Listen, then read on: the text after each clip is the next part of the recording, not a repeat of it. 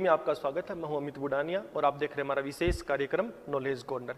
इस कार्यक्रम की बात करेंगे तो यूपीएससी और आरएस के करंट अफेयर्स के मुद्दों पर विशेष चर्चाओं को करने के लिए बनाया गया कार्यक्रम है। आज के इस कार्यक्रम में हम लोग जिस महत्वपूर्ण टॉपिक पर बात करेंगे उसका नाम है केशवानंद भारती केस बनाम भारत सरकार 1973 का मामला। ये भारत के संविधान के, भारत के इतिहास को कह दूं या भारत के राजनीतिक पृष्ठभूमि जो व्यवहारिक राजनीति है, उन तीनों संदर्भ में भारत के इतिहास का सर्वोपरि केस रहा, ऐतिहासिक केस रहा है। ये केस भारत की न्यायपालिका और भारत की कार्यपालिका विधायिका या ये कह दूं कि सरकार और न्यायपालिका के बीच में एक संघर्ष का दौर रहा है। ये केस ऐसा है जो भारत के संविधान की कमजोरी और भारत के संविधान की ताकत का एक तरीके से संघर्ष का दौर रहा है। ये कह दूं कि ये केस ऐसा है कि जो भारत के संविधान की कमजोरियों का लाभ उठाकर जो अनैतिक तरीके अपनाए जा सकते थे उनके समाधान का केस रहा है। एक ऐसा महत्वपूर्ण केस रहा है जिसने अपने फैसले से ये साबित कर दिया कि कभी भी कोई जनता, कोई सरकार जो है वो संविधान से सर्वोपरि नहीं हो सकती। हालांकि इस केस के बाद में अनैतिक कार्य कम नहीं हुए, वो निरंतर बढ़ते गए, पर इस केस ने अपनी मजबूती प्रदान की और आज इसी केस की बदौलत भारत का संविधान सर्वोपरि बना हुआ है। तो ऐसा क्या हुआ था इस केस के अंदर, किस तरीके की पृष्ठभूमि है, उन सभी मुद्दों पे हम लोग चर्चा करेंगे। इस केस को बहुत से लोग केवल केशवानंद भारती जो एक पीठ के अध्यक्ष थे, केवल वहीं तक लोग इसको सीमित कर लेते हैं, पर ये उचित नहीं है। इस केस की हकीकत यह है कि देश में संविधान लागू होने के बाद से लेकर 1973 तक जितने नैतिक और अनैतिक मुद्दों पर विवाद थे, जितने सरकार के कानून, सरकार के द्वारा आदेश जो पारित किए गए थे और यदि वो गलत थे तो उन सब का समाधान करने और भविष्य में इस तरीके की कोई गलती दोबारा ना दोहराई जाए, इसके लिए इस केस का फैसला महत्वपूर्ण है। इसके अलावा जब हम एग्जाम के हिसाब से बात करेंगे तो भी बहुत महत्वपूर्ण है, क्योंकि ये एक ऐसा केस है जिसमें अभी तक की सबसे अधिकतम जो जजों की बेंच है वो बैठी है। ये एक संवैधानिक पीठ थी, कॉन्स्टिट्यूशनल केस था, इसलिए संविधान की सबसे बड़ी पीठ अभी तक के भारत के इतिहास में जो बैठी थी वो इसी केस के अंदर बैठी थी। तो कुछ आंकड़े हैं, पहले हम उन पर चर्चा करते हैं, बाद में इस केस पर आते हैं और बाद में वो सभी पृष्ठभूमियां चर्चा करते हैं जिसकी वजह से ये केस चर्चा का केंद्र रहा। घटना है 24 अप्रैल 1973 की। 24 अप्रैल 1973 को सुप्रीम कोर्ट के द्वारा ऐतिहासिक फैसला सुनाया गया। इस फैसले का अंदाजा आप इसी से लगा सकते हैं कि फैसला खुद अपने आप में 700 पेज के अंदर था और फैसला सुनाने का काम 13 न्यायाधीशों के द्वारा किया गया था, जो उस समय की अधिकतम सीमा थी। इतने ही न्यायाधीश संविधान में, सुप्रीम कोर्ट में हुआ करते थे। तो 13 के 13 न्यायाधीश जो फुल बेंच है वो बैठी और इस संवैधानिक मामले पर उन्होंने फैसला सुनाया। हालांकि न्यायाधीश भी एकमत नहीं थे।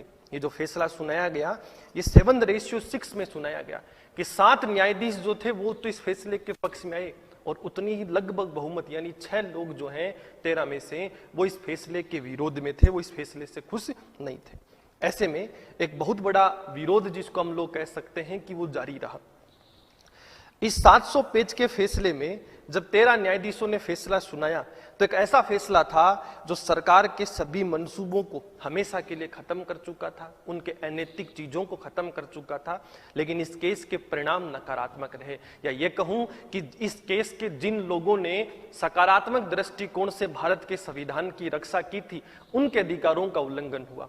हमारे यहाँ वैसे भी एक बहुत बड़ा विरोध है, एक परिस्थितियां चलती हैं कि न्यायपालिका जो है यदि वो सरकार के पक्ष की होती है तब तो उस न्यायपालिका को लोग अच्छा रखते हैं, और अब न्यायपालिका भी जिसको हम लोग कहते हैं कि स्टंट के मोड पर रहती है कि वो भी ये चाहती है कि देश में वो अपने आप को सर्वोपरि रखे। लेकिन जो मूल उद्देश्य संविधान के अंदर था वो ये था कि दोनों ही अंग, ना तो विधायिका कार्यपालिका की तुलना में न्यायपालिका सर्वोपरि है और ना ही न्यायपालिका से विधायिका और कार्यपालिका सर्वोपरि है। दोनों अलग अलग हैं, यानी तीनों अंगों को मिला दूं तो तीनों अलग अलग होंगे और तीनों की शक्ति बराबर है। एक दूसरे के मामले में ये दो विधायिका कार्यपालिका कभी भी न्यायपालिका में हस्तक्षेप नहीं करेंगी और न्यायपालिका विधायिका और कार्यपालिका के अधिकार क्षेत्र में हस्तक्षेप नहीं करेंगी। पर ऐसा तो सिर्फ संवैधानिक भावना है। ऐसी भावना तो केवल वो समझ सकते हैं जिन्होंने संविधान को बनाया था, और ऐसा हुआ भी। 1950 से लेकर कम से कम 1965 तक इस राष्ट्र के अंदर सत्ता उन लोगों के पास रही जिन्होंने इस राष्ट्र के स्वतंत्रता संघर्ष में एक महत्वपूर्ण आंदोलन दिया था, और इसी वजह से उन लोगों की भावनाओं का सम्मान निरंतर सुप्रीम कोर्ट भी करती रही और उनके द्वारा जितने भी परिवर्तन किए गए वो सब स्वीकार के योग्य रहे। लेकिन 65 के बाद राजनीति में वो लोग आने लगे जिनका संविधान या स्वतंत्रता के संघर्ष में तो कोई योगदान नहीं था, पर व्यवहारिक राजनीति में अपनी पकड़ मजबूत रख चुके थे। और ऐसे में एक प्रतिस्पर्धा शुरू हो गई कि न्यायपालिका हमेशा सरकार के अधीन होनी चाहिए, जैसा सरकार चाहती है वैसे ही फैसले होने चाहिए। वैसे भी एक मेंटेलिटी है सब लोगों की कि अपनी अंतिम पारी सब लोग अच्छा खेलना चाहते हैं। जैसा न्यायाधीश दीपक मिश्रा की आप बात करोगे तो उन्होंने अपने अंतिम 1 महीने में 30 से अधिक फैसलों पर फैसला सुना दिया था। एक प्रतिस्पर्धा सी उनके अंदर थी कि जाते जाते समय वो सरकार के जितने महत्वपूर्ण, हालांकि राजनीतिक विशेषज्ञ कहते हैं कि सारे फैसले सरकार के अधीन थे या सरकार के अनुकूल थे, पर हमें उन मुद्दों पर चर्चाएं नहीं करनी चाहिए। उसके बाद रंजन गोगोई की बात करूंगा तो उन्होंने तो अपना अल्टीमेटम दे दिया था कि मैं अपने रिटायरमेंट से पहले राम जन्मभूमि के मुद्दे पर फैसला सुनाऊंगा। इस तरीके की घटनाएं न्यायपालिका को भी कमजोर करती हैं और सरकार के अनुकूल फैसला आने के बाद में एक विवादित मुद्दा भी रहा कि जस्टिस रंजन गोगोई को राज्यसभा के अंदर जब सांसद का पद, कुछ लोग हालांकि उसको सरकार का मान रहे हैं पर वो राष्ट्रपति की तरफ से दिया गया, उन्हें मनोनीत किया गया, तो इस तरीके के जो रिटायरमेंट के बाद एक्स्ट्रा प्रिविलेज इन लोगों को मिल रहे हैं, ये न्यायपालिका को कहीं ना कहीं कमजोर कर रहे हैं। ये केवल मेरी भावना नहीं है, ये रंजन गोगोई के स्वयं के विचार हैं कि एक न्यायाधीश के रिटायर होने के बाद उसका पद जो है वो न्यायपालिका की शक्ति को कमजोर करता है।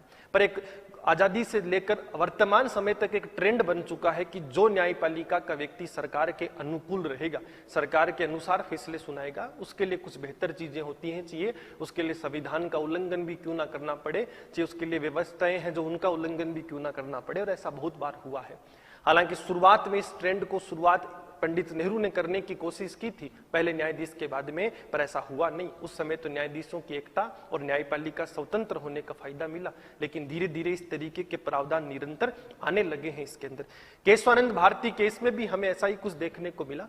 जिन 13 न्यायाधीशों में से 7 न्यायाधीशों ने इस फैसले पर, इस मामले पर जो फैसला सुनाया था, तो वो जो 7 न्यायाधीश थे उनको तो लाभ मिला नहीं, और जो 6 न्यायाधीश जो इस फैसले के विरोध में थे, उन 6 न्यायाधीशों को सरकार ने, बाद में इंदिरा गांधी की सरकार ने लगातार उन 6 में से 3 को मुख्य न्यायाधीश बनाया, और मुख्य न्यायाधीश बनाने की जो प्रक्रिया थी उसमें भी जो प्रावधान है, हालांकि संवैधानिक बाध्यता तो नहीं है, लेकिन जो नियमावली है कि वरिष्ठ जो न्यायाधीश होंगे उन्हीं को बनाएंगे, उस नियमावली का भी उल्लंघन किया गया। तो एक बहुत विवादित सा मुद्दा है, इसको केवल केरल के उस मठ से जोड़कर या केशवानंद भारती जैसे व्यक्ति से जोड़कर इस केस को नहीं समझा जा सकता है। इस केस का वास्तविक हकीकत यह है कि कुछ महत्वपूर्ण मुद्दे हैं, और उन मुद्दों से पहले कुछ तथ्य हैं जो हमें समझने चाहिए कि सबसे बड़ी पीठ जो है 13 न्यायाधीशों की, वो इस मामले में बैठी। ये अभी तक के इतिहास की सबसे बड़ी संवैधानिक पीठ है। फैसला एकमत से नहीं आया, इसका मतलब है कि सारे लोग संतुष्ट भी नहीं थे। 6 लोग तो खुलकर इस फैसले के विरोध में थे और 7 लोग जो है वो इसके पक्ष में थे। उसके बाद बात करूंगा तो 68 दिनों तक इस मामले की सुनवाई चली, बहुत महत्वपूर्ण है। और सबसे महत्वपूर्ण जो चीज है वो ये है कि सरकारी वकील की तरफ से 71 राष्ट्रों के जो संविधान है उनको स्पष्ट किया गया। 71 राष्ट्रों के संविधान का उल्लेख उस सदन के अंदर, उस व्यवस्था के अंदर किए गए न्यायाधीशों के सामने कि 71 राष्ट्रों के संविधान के प्रावधानों को स्पष्ट किया गया, पर उसके बावजूद फैसला वो नहीं आया जो सरकार चाहती थी, या फैसला वो नहीं आया जो ये साबित कर दे कि न्यायपालिका कार्यपालिका के अधीन रहेगी, या ये साबित कर दे कि न्यायपालिका नाम की स्वतंत्र है और संविधान भी किसी सरकार के आधार पर चलेगा। एक ऐसा फैसला जो सबके लिए महत्वपूर्ण है।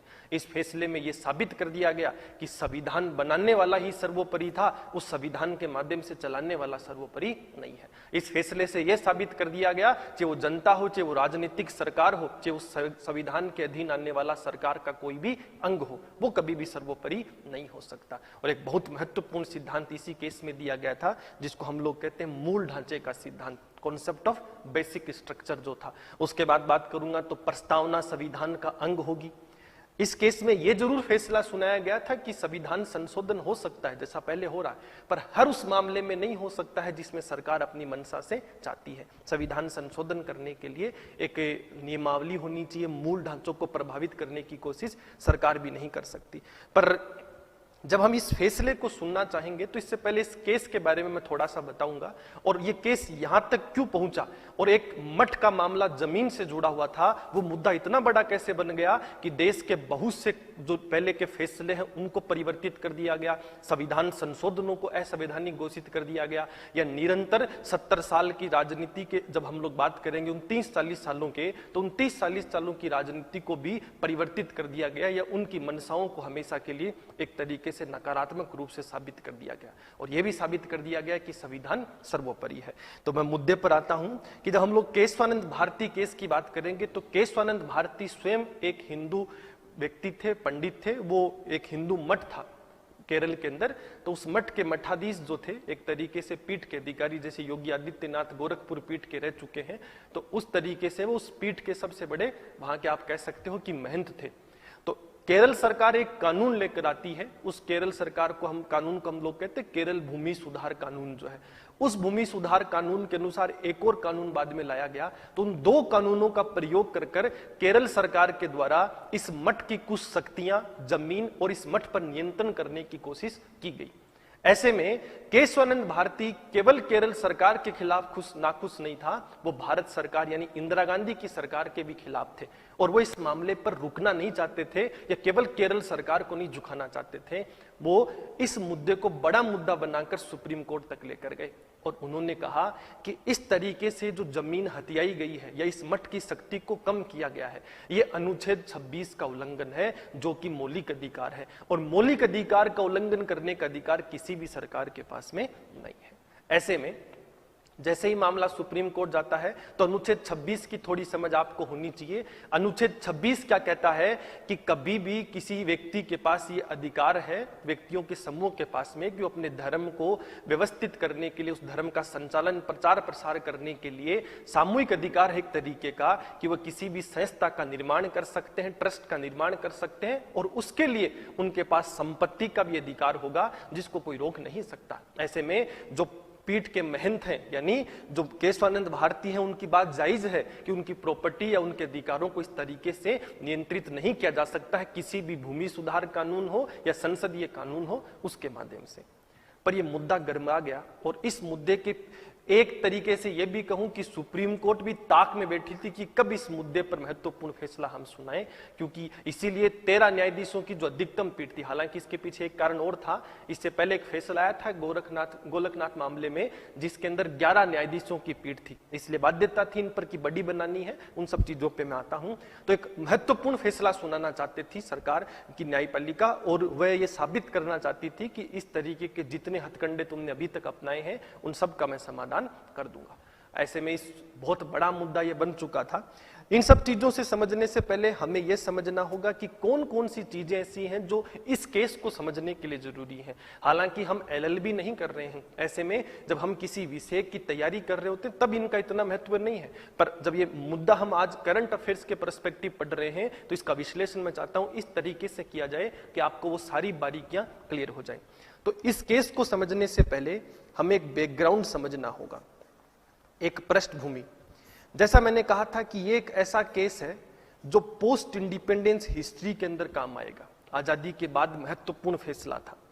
ये एक ऐसा केस है जो पॉलिटी में काम आएगा, क्योंकि पढ़ ही रहे हैं केशवानंद भारती, बहुत जगह आपने पढ़ा होगा।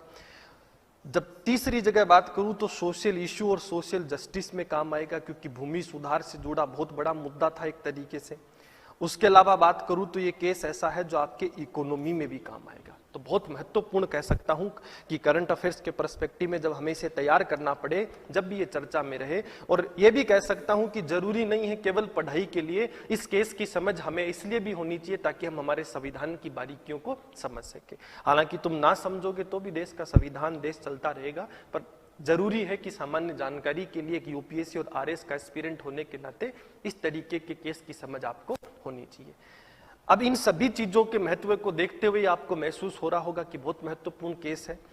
ऐसे में इस केस को समझने के लिए आपको दो चीजें तो ये समझनी पड़ेंगी कि मौलिक अधिकार और राज्य के नीति निर्देशक तत्व क्या है और इन दोनों के बीच में विवाद क्या है। क्योंकि एक बहुत मिनरवा मिल्स अगर आप आरएस में देखोगे तो निरंतर आता है केस है। तो मौलिक अधिकार और राज्य के नीति निर्देशक तत्व में विवाद क्या है और दोनों का महत्व क्या है, ये चीज हमें समझने की आवश्यकता है। इसके बाद अगर हम लोग दूसरे स्तर पर बात करें तो अनुच्छेद 13 और अनुच्छेद 368, अनुच्छेद 13 जो है वो मौलिक अधिकार के संदर्भ में है और अनुच्छेद 368 जो है 368 वो संविधान संशोधन के संदर्भ में है। ऐसे में इन दोनों अनुच्छेदों के अंदर एक बहुत बड़ा मतभेद था, हालांकि उसका अब समाधान हो चुका है, पर वो मतभेद था वो बहुत महत्वपूर्ण था। तो उस मतभेद को समझने की हम लोगों को आवश्यकता है। और इसके अलावा जब मैं बात करूं तो मामला यही नहीं रुकता है, ये एक ऐसा केस है जो कुछ संविधान संशोधन की भी बात करता है। उस संविधान संशोधन का नाम है पहला संविधान संशोधन 17वां संविधान संशोधन, दोनों पंडित नेहरू ने किए थे। उसके बाद उनकी बेटी ने 24वां संविधान संशोधन, 25वां संविधान संशोधन, 26वां संविधान संशोधन और 29वां संविधान संशोधन। हालांकि ये जो केशवानंद भारती का मामला है ये इस 29वें संविधान संशोधन की वजह से ही उत्पन्न हुआ था, पर ये 29वें तक पहुंचने से पहले इतनी चीजों को और समझने की आवश्यकता है और इनको समझने से पहले इसको समझने की आवश्यकता है। इन सबको समझने से पहले हमें इस टॉपिक को समझने की आवश्यकता है। और केशवानंद भारती अकेला ऐसा केस नहीं था, इनके अलावा कुछ मामले और हैं जो हमें समझने की आवश्यकता है। एक केस तो है शंकरी प्रसाद बनाम भारत सरकार। तो इस केस की जब हम लोग बात करेंगे तो 1951 का मामला है। दूसरा केस जो है वो है सज्जन सिंह का, आरएस में ये भी बहुत बार आता है। सज्जन सिंह बनाम राजस्थान सरकार का एक केस है, तो ये भी समझने की आवश्यकता है। उसके बाद बात करूंगा तो गोलकनाथ जो है बनाम भारत सरकार जो है, इस केस को इसको हालांकि पंजाब सरकार का केस था तो इस केस को समझने की आवश्यकता है, गोलकनाथ बनाम पंजाब सरकार का मामला।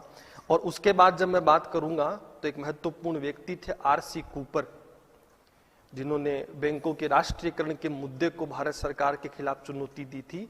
इनकी बहुत सी बैंकों में पार्टनरशिप थी उस समय।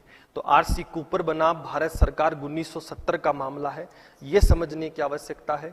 उसके बाद जब बात करूंगा तो ज्योतिरादित्य सिंधिया, अगर आपने अभी सुना बीजेपी में शामिल हुए हैं, उनके पिता थे माधवराव सिंधिया बनाम भारत सरकार का एक बहुत महत्वपूर्ण मामला है, उस मामलों को समझने की आवश्यकता है। 1970 का केस है। जब इतने सारे केस को, मौलिक अधिकार, राज्य नीति निर्देशक तत्व के विवाद और महत्व को, अनुच्छेद 13 बनाम 368 के विवाद को और संविधान संशोधन 1, 17, 24, 25, 26 और 29 को जब हम लोग समझेंगे तब जाकर हमें समझ में आएगा कि केशवानंद भारती केस का महत्व क्या था। एग्जाम के हिसाब से जब मैं पढ़ाऊं तब तो इतना ही कह सकता हूं कि सबसे महत्वपूर्ण केस था, सबसे बड़ी पीठ थी, संवैधानिक पीठ 13 की थी और इस केस में मूल ढांचे का सिद्धांत दिया और उसके साथ साथ यहां क्या हुआ कि प्रस्तावना को संविधान का अंग मान लिया गया। पर जब डेप्थ की बात करूं जिससे आपके आगे कभी सेल्फ स्टडी में दिक्कत नहीं है, तब हमें इतनी चीजों को पढ़ने की क्या है आवश्यकता। देखने में ऐसा लग रहा है कि बहुत मुश्किल टॉपिक है, पर जब हम लोग समझेंगे तो बहुत बारीकियों से इन चीजों को आसानी से कर सकते हैं। सबसे पहले मैं आपको एक इंपॉर्टेंट कॉन्सेप्ट बताना चाहता हूं मौलिक अधिकार का और राज्य की नीति निर्देशक तत्व का, और फिर इन दोनों के बीच में एक विवाद है। हालांकि सुप्रीम कोर्ट ने तो कहा है कि इनके बीच में कोई इनहेरिटेड डिस्प्यूट नहीं है, यानी जन्मजात कोई विवाद नहीं है, ये तो इस देश की राजनीति ने बना दिया। पर हकीकत है कि इसके बीच में इनहेरिटेड डिस्प्यूट भी है, उसको भी हमें समझना है। यानी जब ये बना था उसी दौरान इसके बीच में विवाद उत्पन्न हो गए थे। अब ये क्या है पहले इनको समझते हैं। जब हम लोग मौलिक अधिकार की बात करेंगे तो कहा जाता है कि जिन मानव अधिकारों को संविधान में मान्यता मिल जाती है वो मौलिक अधिकार बन जाते हैं। मानव अधिकार का यहां तात्पर्य है कि वह सब अधिकार जो इंसान के जीवन की मूलभूत आवश्यकता है। इकोनॉमी के टर्म में समझाऊं तो ये इंसान के जीवन की मूलभूत आवश्यकता है। जैसे फ्रीडम ऑफ स्पीच, हालांकि इतनी भी नहीं होनी चाहिए जितना तुम लोग प्रयोग करते हो, है ना। तो स्वतंत्रता हमारे पास होनी चाहिए, हमारे पास घूमने की स्वतंत्रता होनी चाहिए। तो ये जो कुछ मूलभूत आवश्यकताएं हैं, धर्म की स्वतंत्रता का होना, ये तो जीवन की आवश्यकताएं हैं, यानी इनके बिना तो जीवन को जी पाना ही मुश्किल है। ऐसे में इनके लिए एक प्रावधान बनाया गया कि जो मौलिक अधिकार लागू करेंगे तो ये इंसान की पॉलिटिकल फ्रीडम होगा, राजनीतिक अधिकार होगा किसी का भी। क्लियर है? तो जितने मौलिक अधिकार हैं वो सिर्फ पॉलिटिकल राइट है, या आपको केवल अपने आप को महसूस कराते हैं, एहसास कराते हैं कि आपका अस्तित्व इस देश के अंदर है। बाकी ये आपके लिए कोई लाभकारी, ये नहीं कह सकता हूं कि आर्थिक तौर पर या सामाजिक तौर पर लाभकारी है। सपोज करो खाना मिलता नहीं पर आंदोलन करने की आजादी है, तो किस काम की, है ना? सपोज करो कि घर में इज्जत देते नहीं और आप दुनिया में इज्जत की मांग कर रहे हो, तो किस काम की, है ना? समाज में कोई आपको महत्व देता नहीं और आप दुनिया में इन राजनीतिक अधिकारों से बात कर रहे हो, तो किस काम की। लेकिन ये एक ऐसा अधिकार है जो इंसान को बहुत जरूरी है, इसलिए इसको पॉलिटिकल राइट्स कहा गया, राजनीतिक अधिकार कहा गया। ये इंसान के जीवन की मूलभूत आवश्यकता भी है। राज्य के नीति निदेशक तत्व की बात करूंगा तो इसको दूसरे शब्दों में कहूं तो ये इंसान की डिजायर होती है, इच्छा होती है। ये जितने प्रावधान राज्य के नीति निदेशक तत्व में लिखे गए हैं वो हर इंसान की इच्छाएं हैं कि आप भी चाहते हो आपके पास धन हो, सब में समानता हो, सबको रोजगार मिले, सबका बेहतर जीवन यापन हो। एक महिला चाहती है कि उसका भी कभी शोषण नहीं हो, उसको भी समानता का अधिकार मिले, उसके लिए भी छुट्टी का प्रावधान हो। एक पशु चाहता है कि वह भी स्वतंत्र जिए। लोग चाहते हैं कि शराबबंदी या जितने अनैतिक चीज है उनको बंद किया जाए। तो ये सब वो चीजें हैं जो इंसान की डिजायर है। मैं ये तो नहीं कह सकता हूं कि ये बहुत जरूरी है, लेकिन इंसान चाहता है कि जब वो पैदा होता है तो अपनी प्रगति जो है वो इन्हीं की दिशा में देखता है। जब आप सुनोगे दोनों को तो एक जैसा सा ही लग रहा है, पर दोनों में फर्क है। ये कह सकते हो कि जो मौलिक अधिकार है वो तो रोटी है, उसके बिना तो हम सोच नहीं सकते। और जो राज्य की नीति निदेशक तत्व है वो एक बेहतर रोटी है कि एक तो आपको कोई कुत्ते की तरह फेंक कर डाले और एक अच्छे होटल में ले जाकर खिलाए, बस ये फर्क है। ऐसे में राज्य के नीति निदेशक तत्व के बिना भी किसी इंसान के अधिकार को हम सुनिश्चित नहीं कर सकते हैं। इसलिए कहा गया कि जो राज्य के नीति निदेशक तत्व हैं वो किसी इंसान के आर्थिक अधिकार और किसी इंसान के सामाजिक अधिकार को सुनिश्चित करते हैं। जो किसी इंसान के आर्थिक अधिकार और सामाजिक अधिकार को सुनिश्चित करते हैं। तो ये तो राजनीतिक अधिकार है और ये आर्थिक और सामाजिक अधिकार है।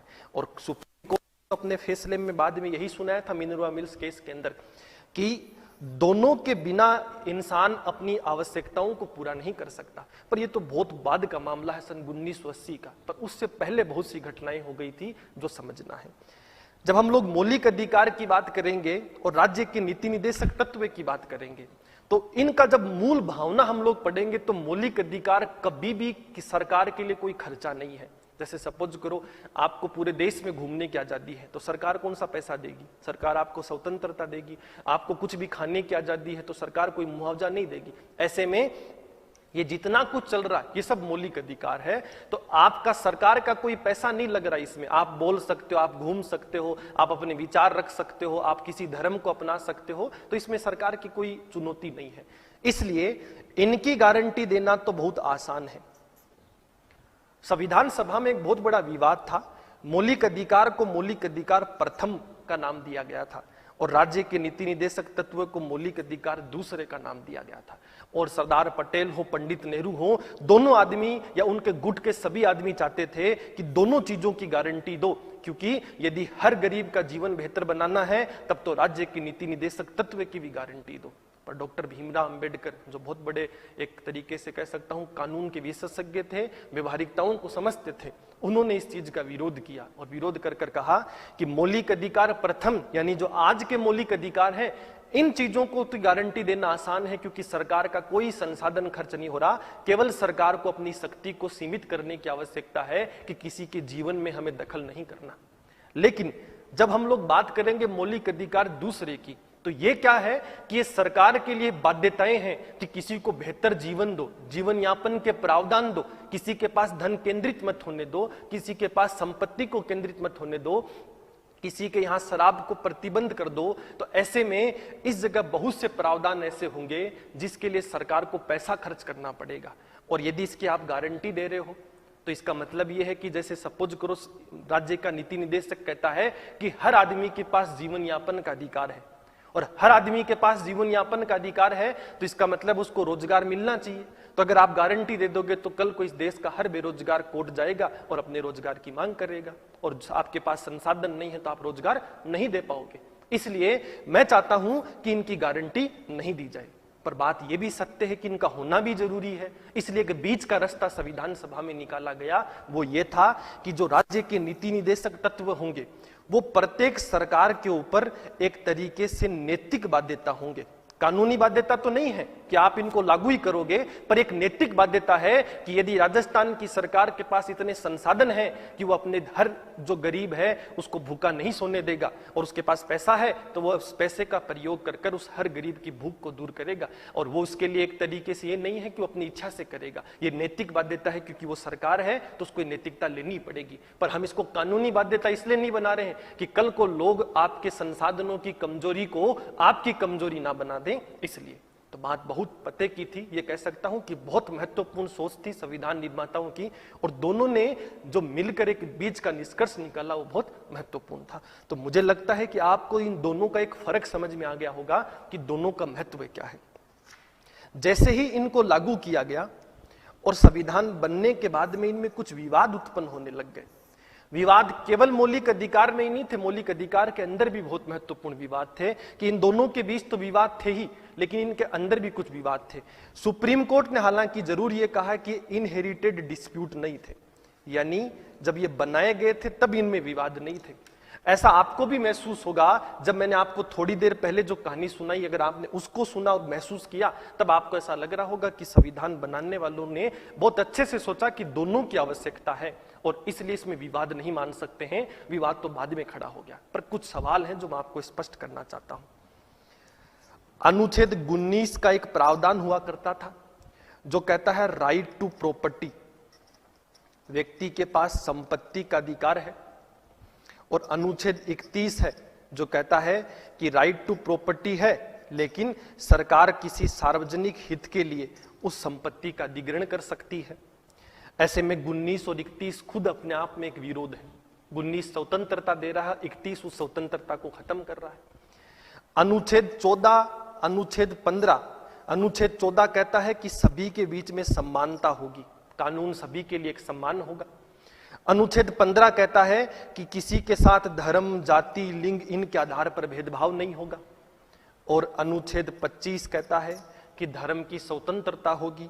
25, 26, 27 और 28 सब कहते हैं कि धार्मिक स्वतंत्रता होगी, और धार्मिक स्वतंत्रता होगी, धर्म के कानून को हम लोग प्राथमिकता देंगे क्योंकि पंथ निरपेक्षता जैसा हमने सिद्धांत अपनाया, और जब धर्म के कानून को हम प्राथमिकता देंगे तो एक बहुत बड़ा संकट सामने आएगा।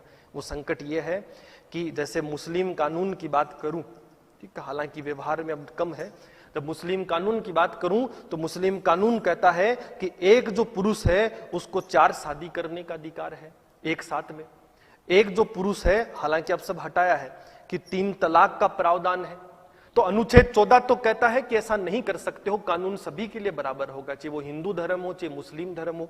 अनुच्छेद 15 कहता है कि ऐसा नहीं है कि केवल हिंदू की महिला सुरक्षित रहेगी, वो मुस्लिम की महिला भी सुरक्षित रहनी चाहिए। ऐसे में जो 3 तलाक या एक साथ 4 महिलाओं का होना, यह अपने आप में महिला सम्मान का शोषण है। ऐसे में कौन से हम प्रेरित होंगे? तो अनुच्छेद 14 भी विवाद का विषय है, 15 विवाद का विषय, या तो 14-15 सही है, और या फिर ये कह सकता हूं कि 25 से 28 सही है, क्योंकि कुछ पॉइंट ऐसे हैं जो इनहेरिटेड डिस्प्यूट है।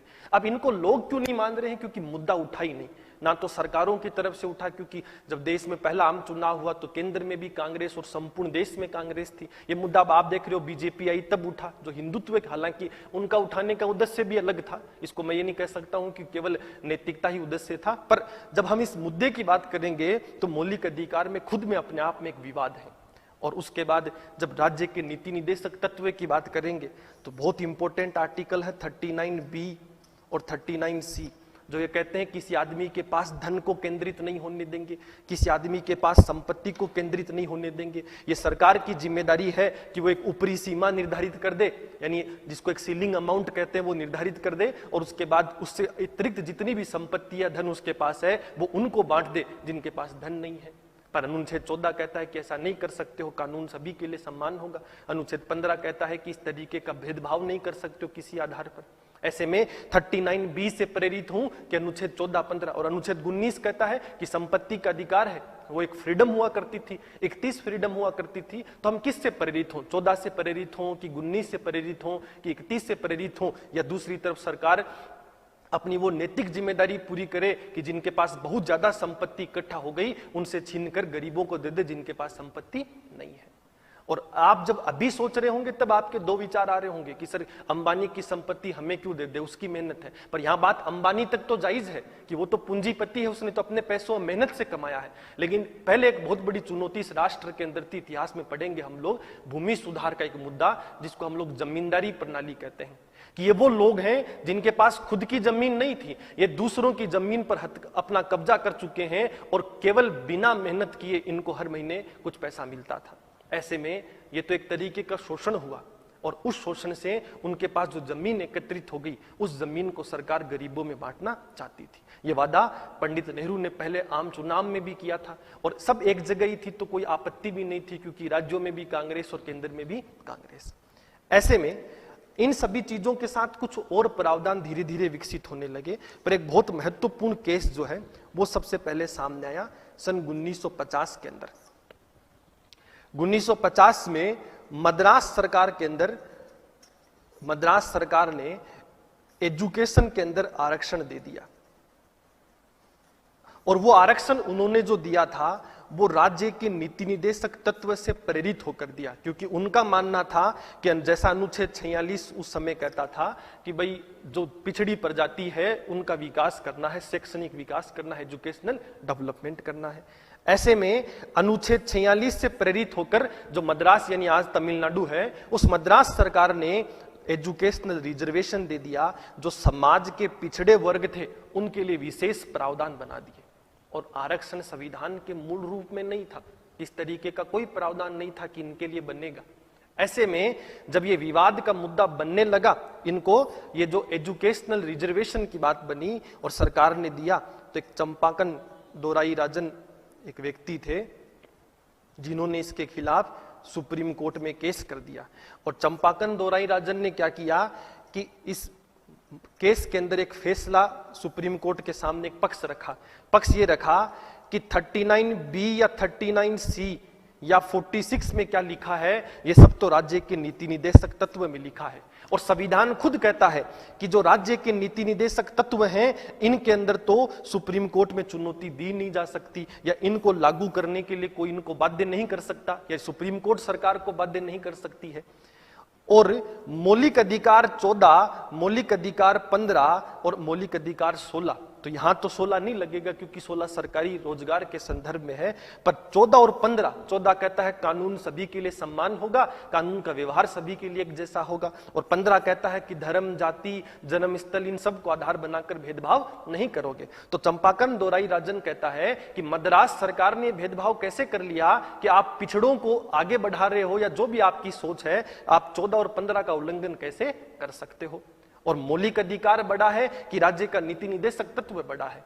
ऐसे में सुप्रीम कोर्ट एक संकट के दौर में थी, पर एक कहा जाता है एक प्रचलन होता है, क्योंकि जब सुप्रीम कोर्ट भी ताकतवर तब बनेगी, क्योंकि जैसे आज हम लोग बात करें सुप्रीम कोर्ट की भी, तो मोदी के सामने शायद मुझे लगता है कि बोनी साबित हो रही है, क्योंकि हर राज्य के अंदर बीजेपी, अधिकतर में केंद्र में बीजेपी, लोकसभा बहुमत में, राज्यसभा बहुमत में, राष्ट्रपति आप देख ही रहे होंगे माननीय मोदी जी कहकर बिना बात नहीं करता।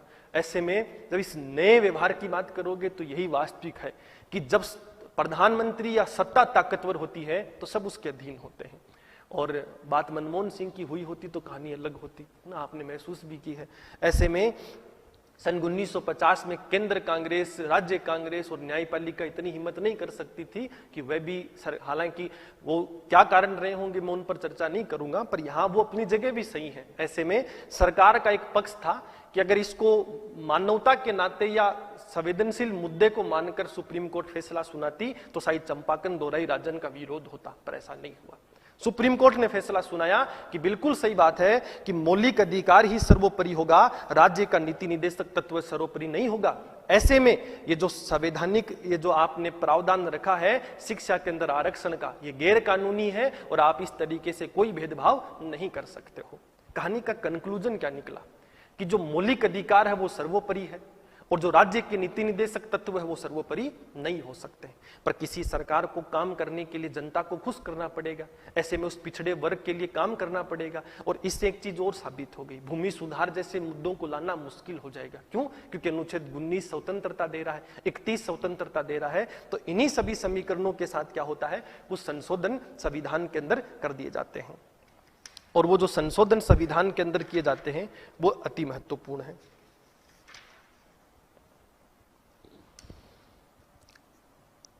पहला संविधान संशोधन 1951 पारित हुआ और इस पहले संविधान संशोधन के अंदर दो महत्वपूर्ण चीजें हुई जो आपको समझने के लिए जरूरी है। एक तो अनुच्छेद 15 में भाग 4 जोड़ दिया गया और अनुच्छेद 14 में संशोधन कर दिया गया। अनुच्छेद 15 में भाग 4 क्या कहता है कि किसी के साथ धर्म, जाति, इन सब के आधार पर भेदभाव नहीं होगा, ये 15 कहता है। लेकिन 4 कहता है कि सरकार के पास ये अधिकार होगा कि वह समाज के पिछड़े वर्ग के लिए विशेष प्रावधान बना सकती है। यानी ये 15 का अपवाद है कि अब से यदि मद्रास सरकार का जो फैसला था इस संविधान संशोधन के बाद बिल्कुल जायज माना जाएगा, क्योंकि जो समाज के पिछड़े लोग हैं उनको आगे बढ़ाने के लिए राज्य के नीति निदेशक तत्व जो नैतिक जिम्मेदारी सरकार को दे रहे हैं उसको निभाने के लिए किसी को इतना अधिकार नहीं है कि वो दूसरों के विकास में बाधा बन सके। इसलिए इस 15 में 4 जोड़ दिया गया और इस विशेष प्रावधान के तहत आरक्षण जैसा प्रावधान लागू हो गया, जो ये कहता है कि हम लोग समाज के पिछड़े वर्ग के लिए विशेष प्रावधान बनाने की शक्ति रखते हैं। अनुच्छेद 31 जो संपत्ति के अधिकार से संबंधित था, 31A और 31B जोड़ दिया गया। 31A कहता है कि संपत्ति जो है वो राइट टू प्रॉपर्टी जो है वो मौलिक अधिकार है, लेकिन जो सरकार है यदि उसका उद्देश्य जन विकास का है, पब्लिक पर्पज है, यानी कोई ट्रेन व्यवस्था सुनिश्चित करनी हो, सड़क लानी हो, कोई सरकारी चीज का विकास करना हो, तो उसके लिए जो सरकार है वो इस भूमि का अधिग्रहण कर सकती है। उसके लिए जो सरकार है वो इस भूमि का अधिग्रहण कर सकती है। यानी जैसा पहले स्वतंत्रता नहीं थी वो अब मिल चुकी है। और ये जो भूमि का अधिग्रहण सरकार करेगी ये विधायी प्रक्रिया से करेगी, न कि सरकारी आदेश से। यानी संसद में बाकायदा कानून लाया जाएगा, उस कानून को पारित होने के बाद में सरकार उस जमीन का अधिग्रहण कर सकती है। वो किसी की भी जमीन हो, चाहे किसी व्यक्ति की हो, संस्था की हो, सब कुछ संभव है। और जब हम इस जमीन का अधिग्रहण करेंगे तो इसके लिए हम लोग एक उद्देश्य निर्धारित करते हैं कि सरकार अपने मनसों को पूरा करने के लिए या निजी लाभ के लिए ऐसा नहीं करेगी, सरकार केवल सार्वजनिक हित को सुनिश्चित करने के लिए ऐसा करेगी। और बी कहता है कि कंपनसेशन दिया जाएगा। ऐसा नहीं है कि केवल जमीन छीन कर कहानी खत्म कर देंगे, जिससे हम छीनेंगे उसको हम लोग मुआवजा भी देंगे। और इसी के साथ भारत के संविधान में जो 8 अनुसूचियां थी उन अनुसूचियों के मुद्दे का भी हमेशा के लिए समाधान कर दिया कि वो जानते थे कि इस प्रावधान के बाद में बहुत से लोग क्या है चुनौतियां उत्पन्न कर सकते हैं। इसलिए उन्होंने क्या किया कि प्रथम संविधान संशोधन से संविधान में 8 अनुसूची के बाद में 9वीं अनुसूची जोड़ दी गई। और 9वीं अनुसूची क्या कहती है कि जिस कानून को जो राज्यों से हो या केंद्र का हो, जिसको संसद ने अनुमति दे दी, जो अनुसूची 9 में आता है, तो उस कानून का कभी भी जुडिशियल रिव्यू नहीं हो सकता, न्यायिक पुनरावलोकन नहीं हो सकता। यानी यदि कोई राजस्थान सरकार ने भूमि सुधार कानून पारित किया और उस कानून को सुप्रीम कोर्ट में चुनौती दी गई तो उस पर फैसला हो सकता है। लेकिन उस राजस्थान के भूमि सुधार कानून को यदि देश की जो संसद है उसने अनुसूची 9 के तहत घोषित कर दिया, तब देश की सुप्रीम कोर्ट उस पर कोई भी फैसला नहीं ले पाएगी, उसका जुडिशियल रिव्यू नहीं कर पाएगी। यहाँ जुडिशियल रिव्यू का अर्थ है कि राज्य का तात्पर्य है संसद हो, आपका राज्य सरकार हो, जो निचले स्तर की पंचायती राज हो, इनके द्वारा जो कानून बनाया गया है तो उस कानून को उचित या अनुचित ठहरा सकती है सुप्रीम कोर्ट। लेकिन यदि अनुसूची 9 का हिस्सा है तो पंडित नेहरू ने इस चीज की घोषणा कर दी कि अनुसूची 9 के तहत जो आ गया कानून उसका न्यायिक पुनरावलोकन नहीं हो सकता। इसका अर्थ यह हुआ कि हमेशा के लिए मैं कह सकता हूं कि समाधान कर दिया गया इस मुद्दे का। और जब ऐसा समाधान कर दिया गया तो एक बहुत बड़ा मुद्दा फिर से सामने आया कि अब जो भूमि सुधार का कानून है लैंड रिफॉर्म्स का, जिसका उद्देश्य था कि जितने भी बड़े जमींदार हैं उन जमींदारों से जमीन को छीन लो, और जब जमीन छीनेंगे तो वो कहेंगे अनुच्छेद 19 और 31 जो राइट टू प्रॉपर्टी है, तब आप उनको कहना अनुच्छेद 31A और 31B। और जब ये 31A और 31B को चुनौती दें तब आप क्या करो, जितने भी राज्यों के कानून हैं उनको अनुसूची 9 में डाल दो, ताकि सुप्रीम कोर्ट भी उन मामलों पर सुनवाई नहीं कर सके। क्लियर है? और जैसे ही ये मामला उठता है तब ये विवाद का विषय बन जाता है, क्योंकि संविधान संशोधन जो है वो अनुच्छेद 368 के तहत होता है। ऐसे में 31A और 31B प्रथम संविधान संशोधन के माध्यम से जो आए हैं, तो ये प्रथम संविधान संशोधन 1951 तीन चीजें 31A-B, शेड्यूल 9 और 15 का अनुच्छेद 4 लाया है, ये तो अपने आप में ही गलत है। ऐसे में इन कानूनों को अनुच्छेद 368 के तहत लाए थे। अब ये गलत क्यों ठहरा रहे हैं वो इंपॉर्टेंट है, मैं समझाना चाहता हूं कि भूमि सुधार का जो कानून लेकर आएंगे उसको 31A और B के तहत सही कह सकते हैं कि हम किसी की जमीन को छीन सकते हैं सार्वजनिक हित के लिए, बदले में उसको मुआवजा दे देंगे।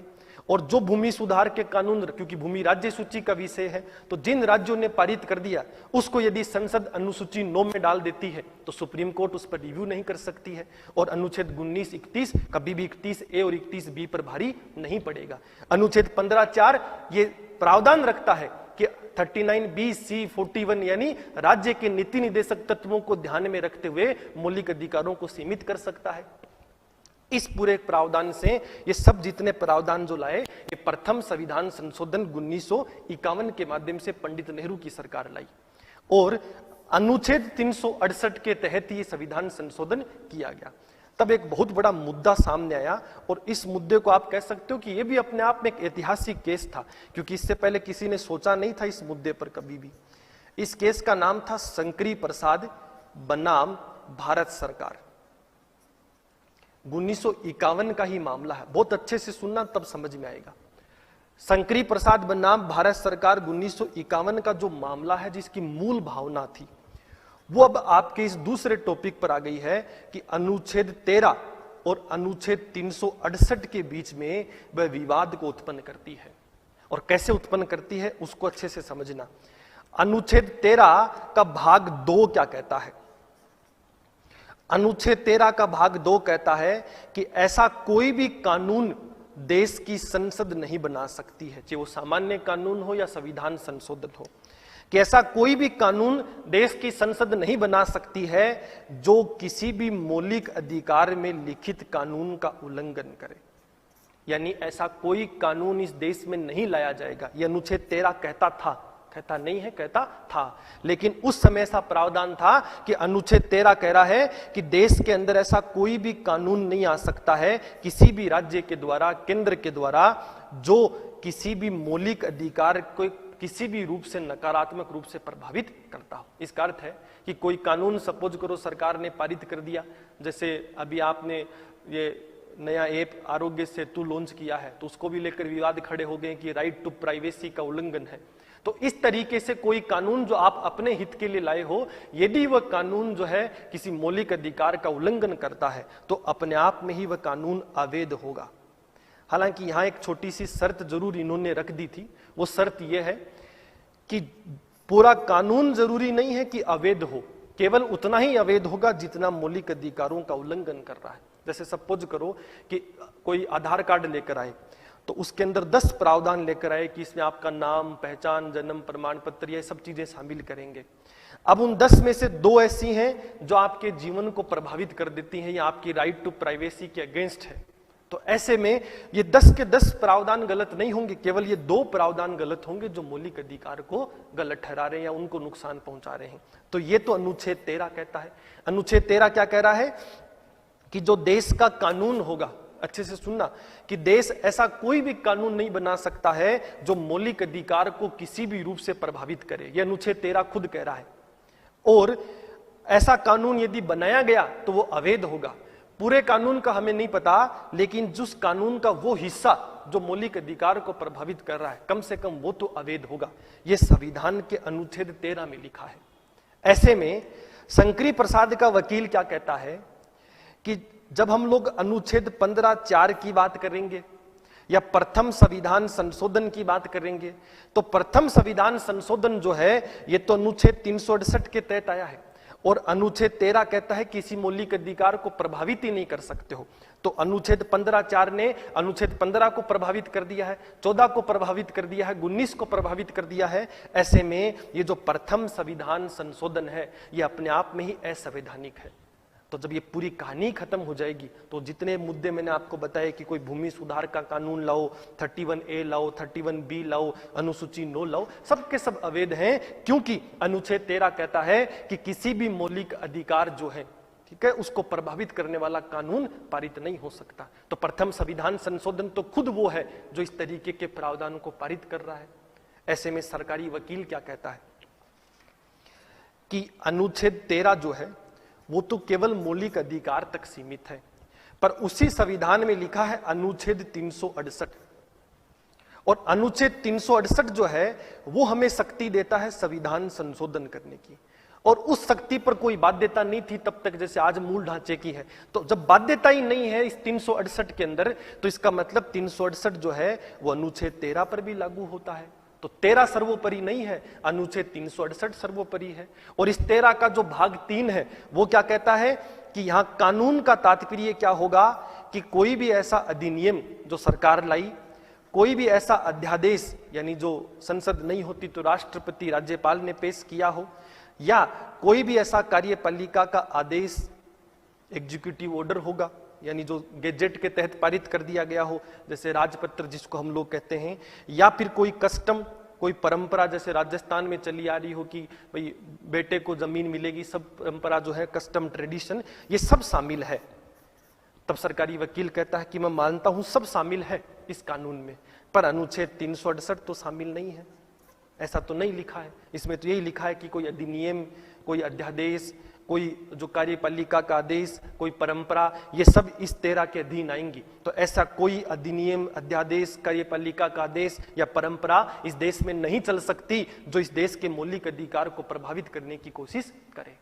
पर अनुच्छेद 368 तो चल सकता है, जो खुद कह रहा है कि संविधान के संसद के पास अधिकार है कि वह 395 अनुच्छेदों में किसी में भी संशोधन कर सकती है। उस समय मूल ढांचे का सिद्धांत नहीं था, ऐसे में वह सब में कर सकती है। तो आप ही बताओ 13 बड़ा कि 368 बड़ा? जब आप इस बात को समझोगे तो लगेगा कि सरकार का पक्ष सही है, पर जब चीज देखोगे तो जो शंकरी प्रसाद का वकील लाया वो भी अपने आप में एक बहुत महत्वपूर्ण मुद्दा था, क्योंकि इस तरीके की खोज करना उस समय में चुनौती थी कि अनुच्छेद 13 कह रहा है कि ऐसा कोई कानून पारित नहीं होगा। तो जब मैं भावना समझूं संविधान बनाने वालों की, तब तो ये 100% सत्य है कि जितने मौलिक अधिकार उन्होंने दिए हैं उनको हम प्रभावित नहीं कर सकते। पर उनसे एक भूल हो गई, इसको इनहेरिटेड डिस्प्यूट ही हम कहेंगे कि स्पष्ट नहीं किया। और 368 जैसे ही लागू हुआ तो 368 कहता है कि संविधान के सभी जो अनुच्छेद उनको संशोधित कर सकते हो। इस पूरे मुद्दे से क्या उत्पन्न होता है कि फिर कोर्ट जो है वो सरकार के पक्ष में फैसला सुनाती है और कहती है कि जो अनुच्छेद 368 है वो सर्वोपरि है। इसका अर्थ यह हुआ कि प्रथम संविधान संशोधन भी जायज है, मौलिक अधिकार अपनी जगह हैं, लेकिन राज्यों के नीति निर्देशक तत्वों को लागू करने के लिए सरकार अपने प्रावधान बना सकती है। और वो जो अपवाद उन्होंने इस प्रथम संविधान संशोधन में जोड़े हैं वो सारे के सारे जो अपवाद हैं वो उपयोगी हैं, वो महत्वपूर्ण है। क्लियर है?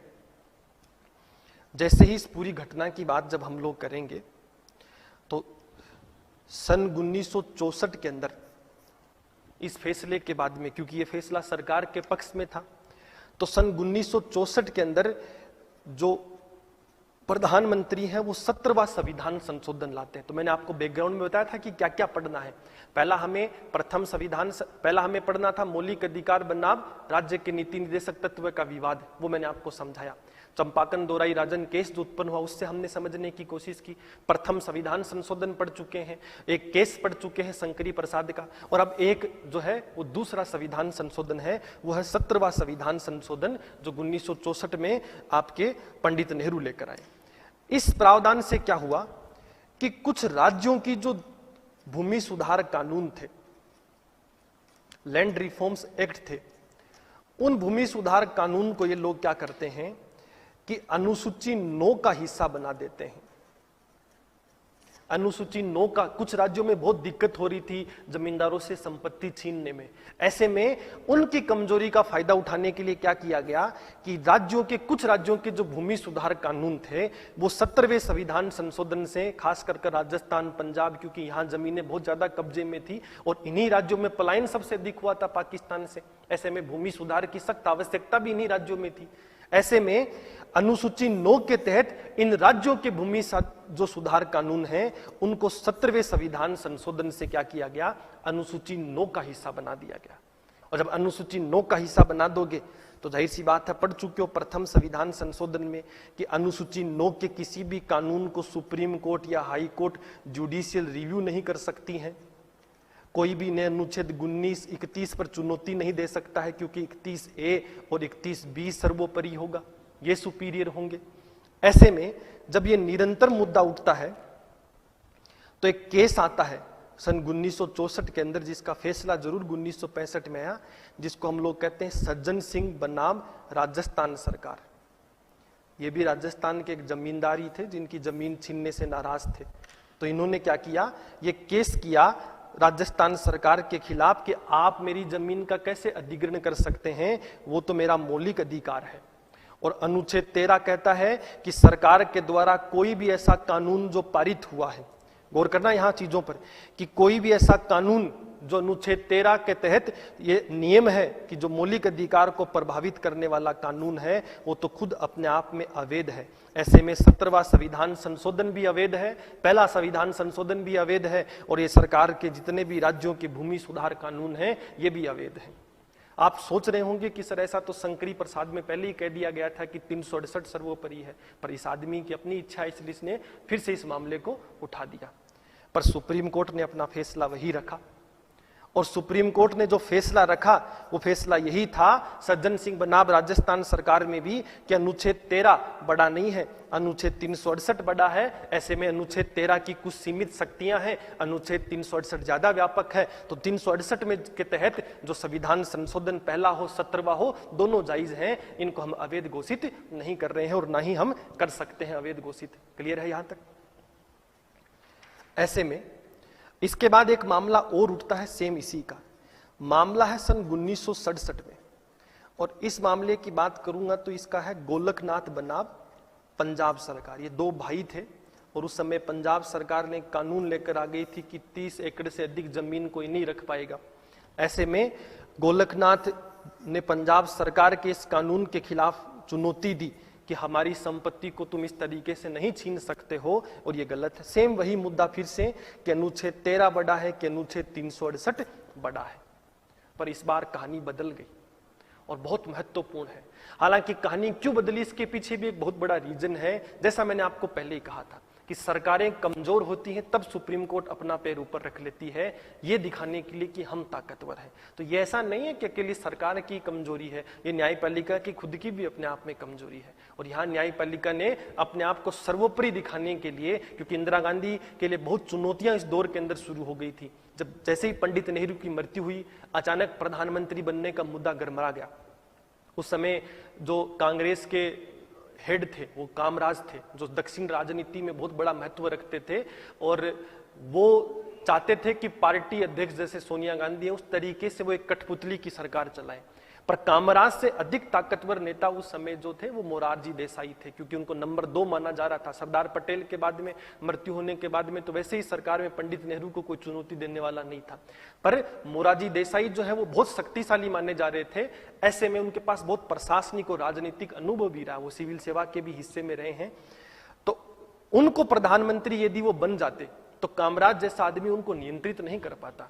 इसलिए कामराज ने एक बहुत बड़ा गेम खेला, और एक ऐसा व्यक्ति जो राजनीति में उस समय प्रचलित नहीं था वो थे लाल बहादुर शास्त्री, और उनको उन्होंने आगे कर प्रधानमंत्री बना दिया। मोरारजी देसाई ज्यादा विरोध भी नहीं कर पाए, क्योंकि जो लाल बहादुर शास्त्री थे उनकी छवि बहुत साफ थी।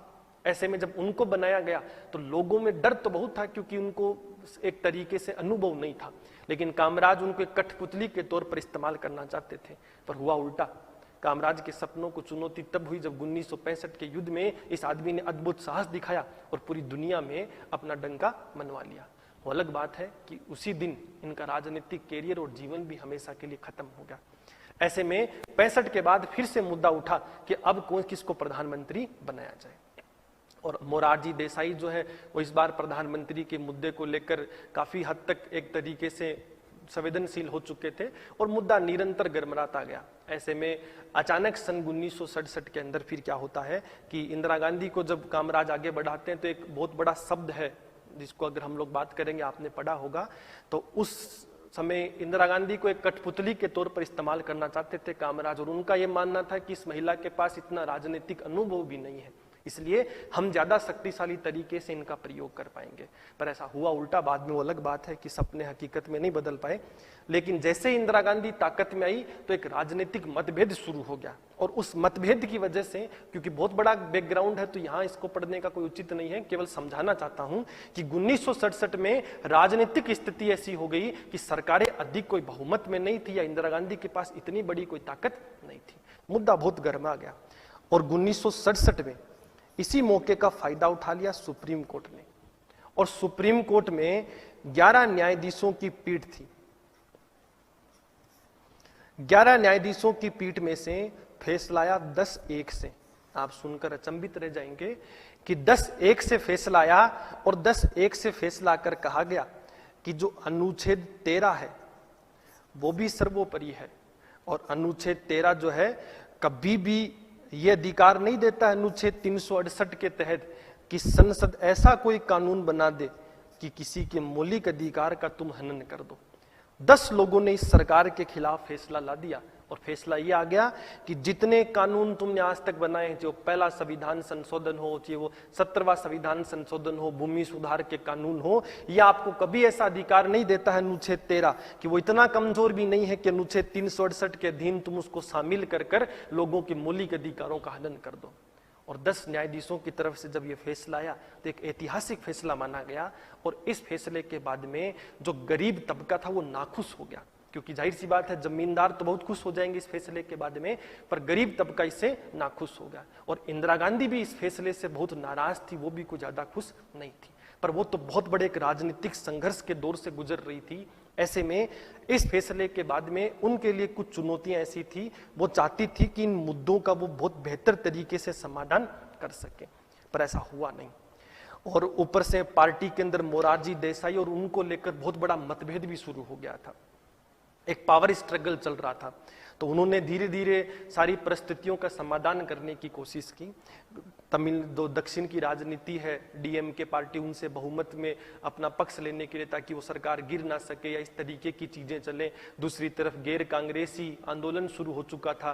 तो इंदिरा गांधी एक राजनीतिक संकट के दौर से गुजर रही थी। उसी मौके का फायदा सुप्रीम कोर्ट ने उठाया और यह फैसला सुना दिया 10:1 से। और फैसला यह सुना दिया गया कि अनुच्छेद 13 इतना कमजोर नहीं कि 368 उसको दबा दे। अनुच्छेद 13 अपनी जगह है और यह अधिकार है कि 13 के तहत किसी मौलिक अधिकार का उल्लंघन नहीं हो सकता है, 368 के तहत भी नहीं कर सकते हो। यानी जितने तुमने फैसले सज्जन सिंह में सुनाए थे या शंकरी प्रसाद में सुनाए थे, सब अवैध हैं। तो इन आपको बदलने की क्या है आवश्यकता। और 11 न्यायाधीशों ने सुना दिया तो मुद्दा अपने आप में एक संवेदनशील बन चुका था। इस मुद्दे की संवेदनशीलता के बाद में इंदिरा गांधी ने कुछ और प्रयास किए गरीबों को अपना मसीहा बनाने के लिए। उनका जो मेन उद्देश्य था वो ये था कि जो उनकी अल्प बहुमत है वो अल्प बहुमत पूर्ण बहुमत में तब्दील हो जाए, क्योंकि जब तक जनता साथ नहीं देगी तो पार्टियों में तब जीत पाना संभव नहीं है। खास कर तब जब कांग्रेस इतनी मजबूत हुआ करती थी, वही 2 टुकड़ों में बंट चुकी है, उसके अंदर मतभेद शुरू हो चुके हैं।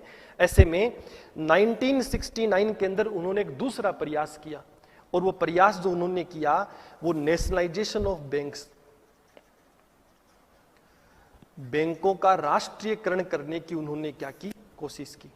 और जब बैंकों का राष्ट्रीयकरण उन्होंने करने की कोशिश की तो देश के 14 जो बैंक थे राष्ट्रीय स्तर के, उनको अपने अधीन, सरकार के अधीन करने की कोशिश की। और उन्होंने एक कानून तरीके से पारित किया, और उस कानून में 2 चीजें वो लेकर आए। 2 चीजें में लेकर आए।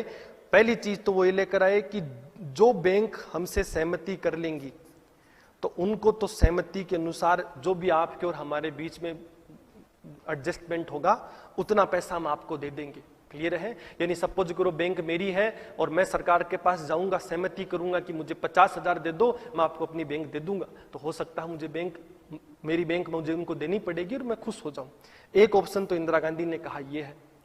और यदि आपको हमारी साथ सहमति नहीं है, तब यह मामला एक ट्रिब्यूनल देखेगा, एक प्राधिकरण देखेगा, और प्राधिकरण जितनी राशि निर्धारित करेगा कि इस बैंक को इतनी राशि देनी है आपको, उस राशि को हम 10 साल बाद आपको दे देंगे। तो सरासर धमकी कह सकता हूं इसको प्यार से कि भाई मानते हो तो ठीक है, वरना 10 साल बाद मिलेगा जो भी मिलेगा। ऐसे में अधिकतर लोग इससे सहमत होना शुरू हो गए थे और इसको एक तानाशाही का रूप जो आप कह सकते हो कि वो आना शुरू हो गया था।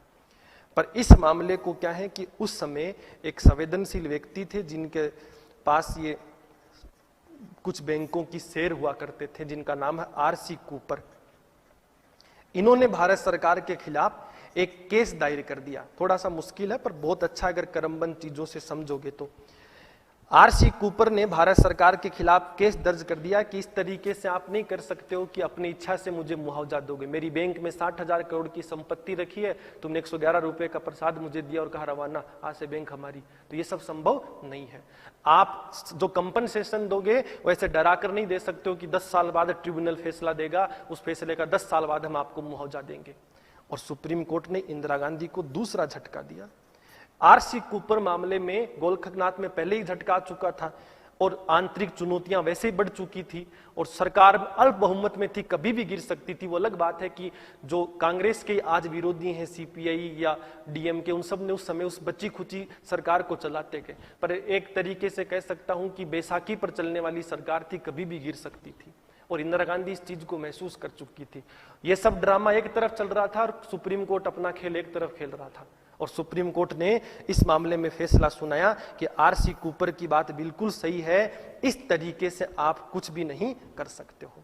और ये जो फैसला यहां भी आता है वह भी सेम इसी तरीके की कहानी कि 10:1 से, हालांकि वो गोलकनाथ वाले मामले में 6:5 से था, वो मुझसे गलती से मैंने 10:1 से बताया। तो वो गोलकनाथ के मामले में जो था वो था 6:5 से, यानी 6 न्यायाधीश जो थे 11 में से, वो उस गोलकनाथ वाले मामले में जो है वो सरकार के खिलाफ गए और 5 पक्ष में थे। पर आरसी कूपर के मामले में सरकार के लिए बड़ा झटका था कि 10 जो न्यायाधीश थे वो सरकार के खिलाफ चले गए और 1 न्यायाधीश जो थे वो जरूर सरकार के पक्ष में गए। इन 1 न्यायाधीश का जो नाम था वो एएन राय था। बहुत महत्वपूर्ण है क्योंकि गोलकनाथ में भी सरकार के लिए उपयोगी साबित हुए थे और बाद में इसी आदमी को सुप्रीम कोर्ट का मुख्य न्यायाधीश भी बनाया गया था। तो आप ये कह सकते हो कि उस समय तेल लगाने की कीमत आगे इनको अच्छे तरीके से मिली। पर 10 न्यायाधीशों ने जो फैसला सुनाया वो ये था कि इंदिरा गांधी का जो फरमान है वो तानाशाही रवैये का है, ये बिल्कुल बर्दाश्त नहीं होगा और ये असंवैधानिक है।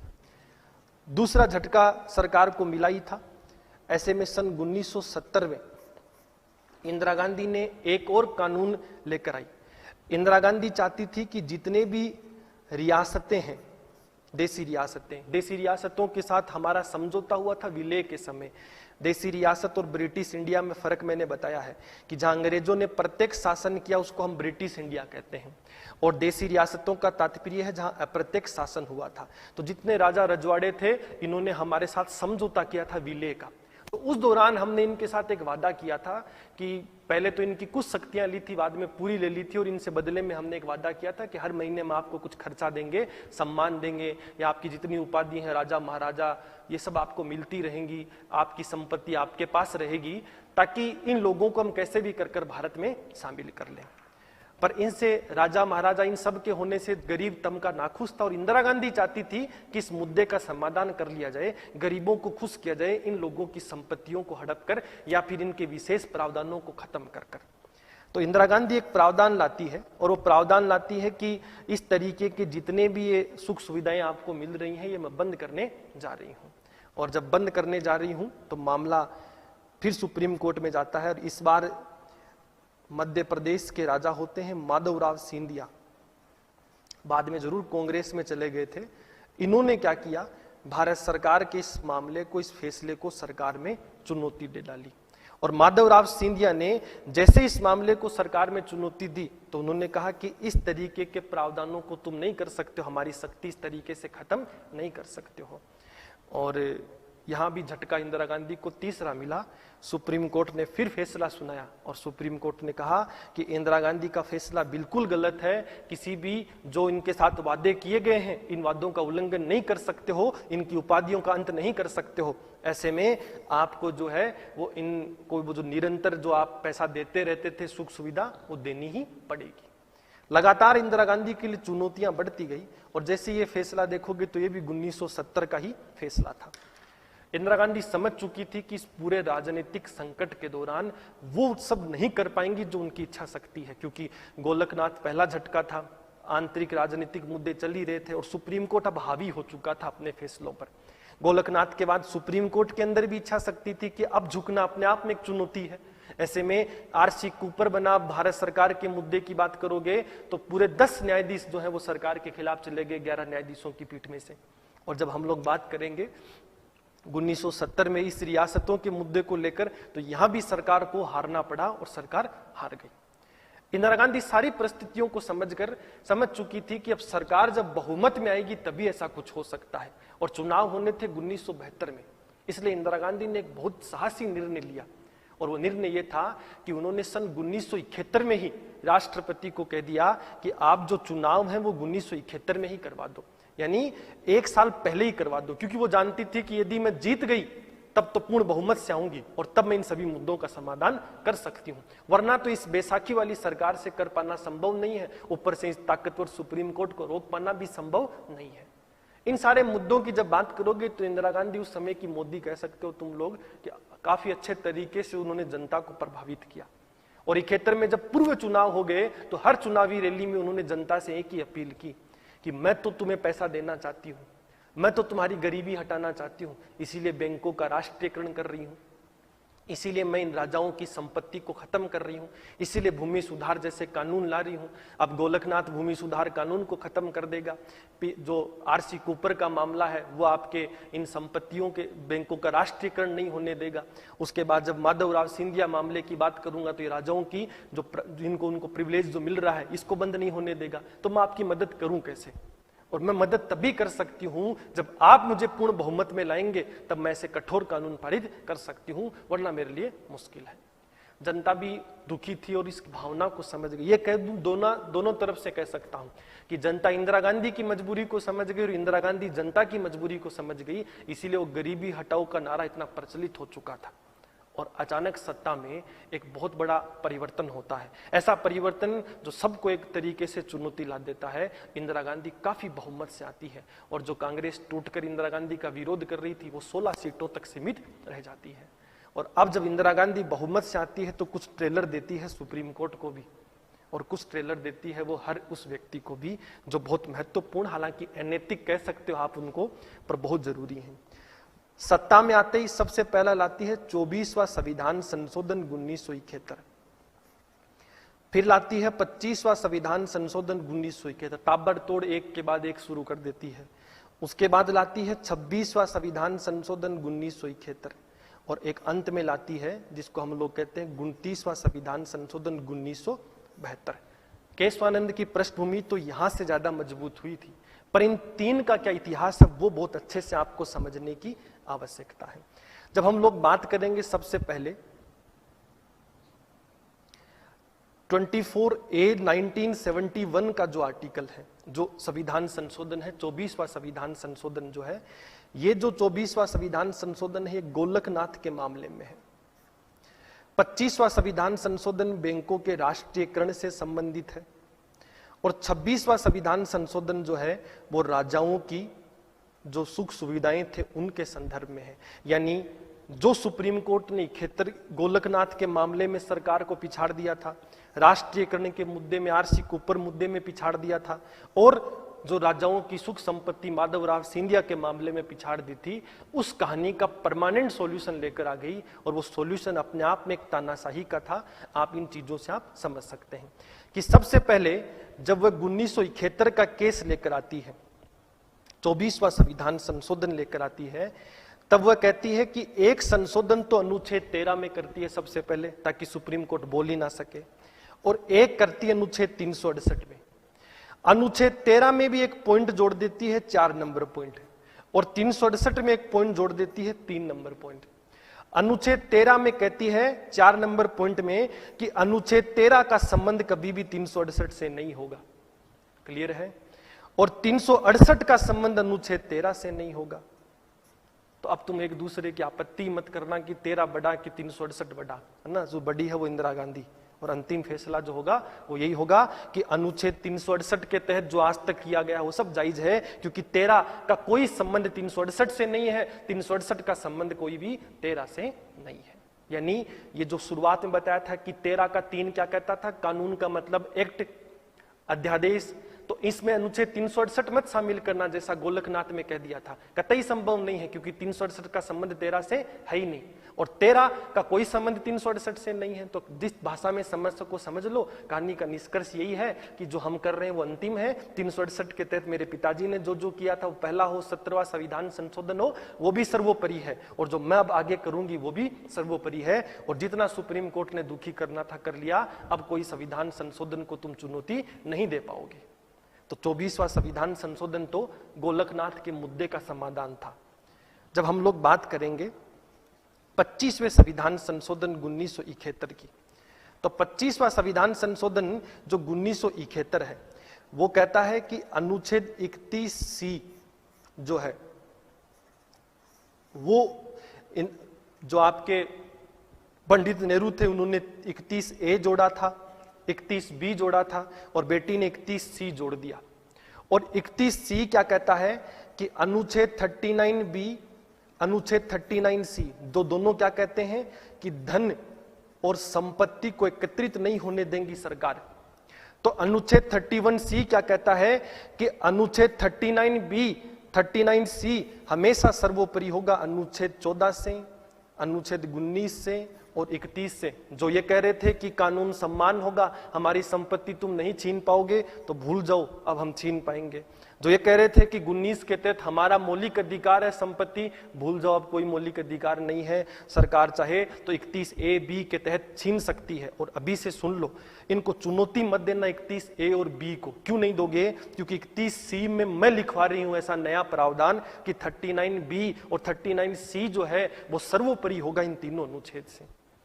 तो अब सुप्रीम कोर्ट संविधान को भी चुनौती कैसे दे सकता है, जब संविधान में लिख दिया गया इस 25वें संविधान संशोधन से कि 39B और 39C जो है वो हमेशा सर्वोपरि होगा 14, 19 और 31 से। नई चुनौती। और आप ये कह सकते हो कि आरसी कूपर मामले का जो समाधान है वो हमेशा के लिए हो गया। बैंकों का राष्ट्रीयकरण का मुद्दा अब बहुत आसान हो गया। और तो उन्होंने एक खेल और खेला, अब आप उसको द्वेष कह सकते हो। कंपेंसेशन शब्द को ही हटा दिया और लिख दिया अमाउंट, जो भी सरकार को मंजूर हो।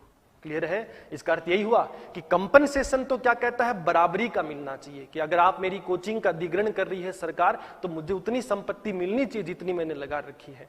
तो इंदिरा गांधी के समय कोर्ट ने फैसला यही सुनाया था कि इक्विवेलेंट कंपेंसेशन दो, वरना इन कानूनों को हम रद्द कर रहे हैं। पीआर जो आपका आरसी कूपर मामला था। पर यहां क्या है, इंदिरा गांधी बदला लेती है और कहती है कंपेंसेशन तो शब्द ही हटा रही हूं, और शब्द है अमाउंट। और वो अमाउंट का अर्थ है कि सरकार यदि 101 रुपए की जुहारी आपको दे रही है तो आपको वो मंजूर करनी है, उसके अलावा कुछ भी कोई सॉल्यूशन नहीं है। आप दुनिया के किसी न्यायालय में इसको चुनौती नहीं दे पाएंगे, क्योंकि ऐसा प्रावधान मैं 25वें संविधान संशोधन से कर रही हूं। क्लियर है? 31C बड़ा बना दिया, 39B 39C को बड़ा बना देता है, किससे? 14, 19 और 31 से। थोड़ा पेचीदा है पर बहुत इंटरेस्टिंग है, यहां तक शायद समझ में आया होगा। लेकिन एक मामला अभी भी अटक गया था, वो था माधवराव सिंधिया बनाम भारत सरकार का राजाओं की संपत्ति को छीनने के दृष्टिकोण में। ऐसे में वह क्या करती है कि 26वां संविधान संशोधन 1971 पारित करती है। उस संविधान संशोधन से क्या करती है कि जिन राजाओं को ये अधिकार अनुच्छेद 291 और 362 के तहत जो मिले हुए थे पहले, तो इन दोनों ही अनुच्छेदों को अवैध घोषित कर देती है कि अपने आप में ही अवैध है।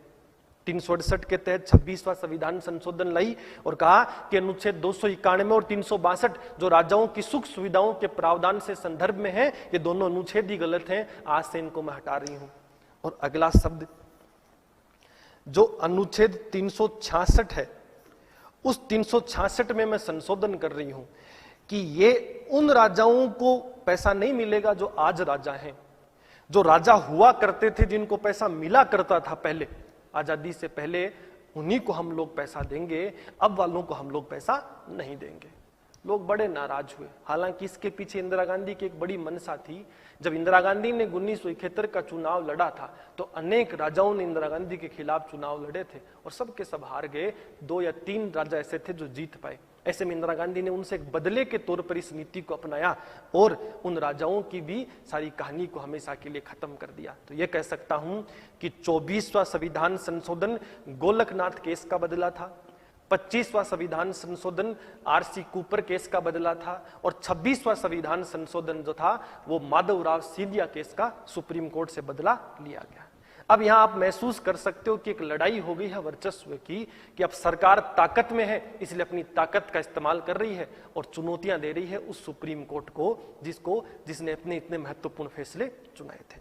और यहीं रुकी नहीं, अब अपनी परंपरा को वो जारी रखती है और जब जारी रखती है तो एक बहुत बड़ा संकट यहां उत्पन्न होता है।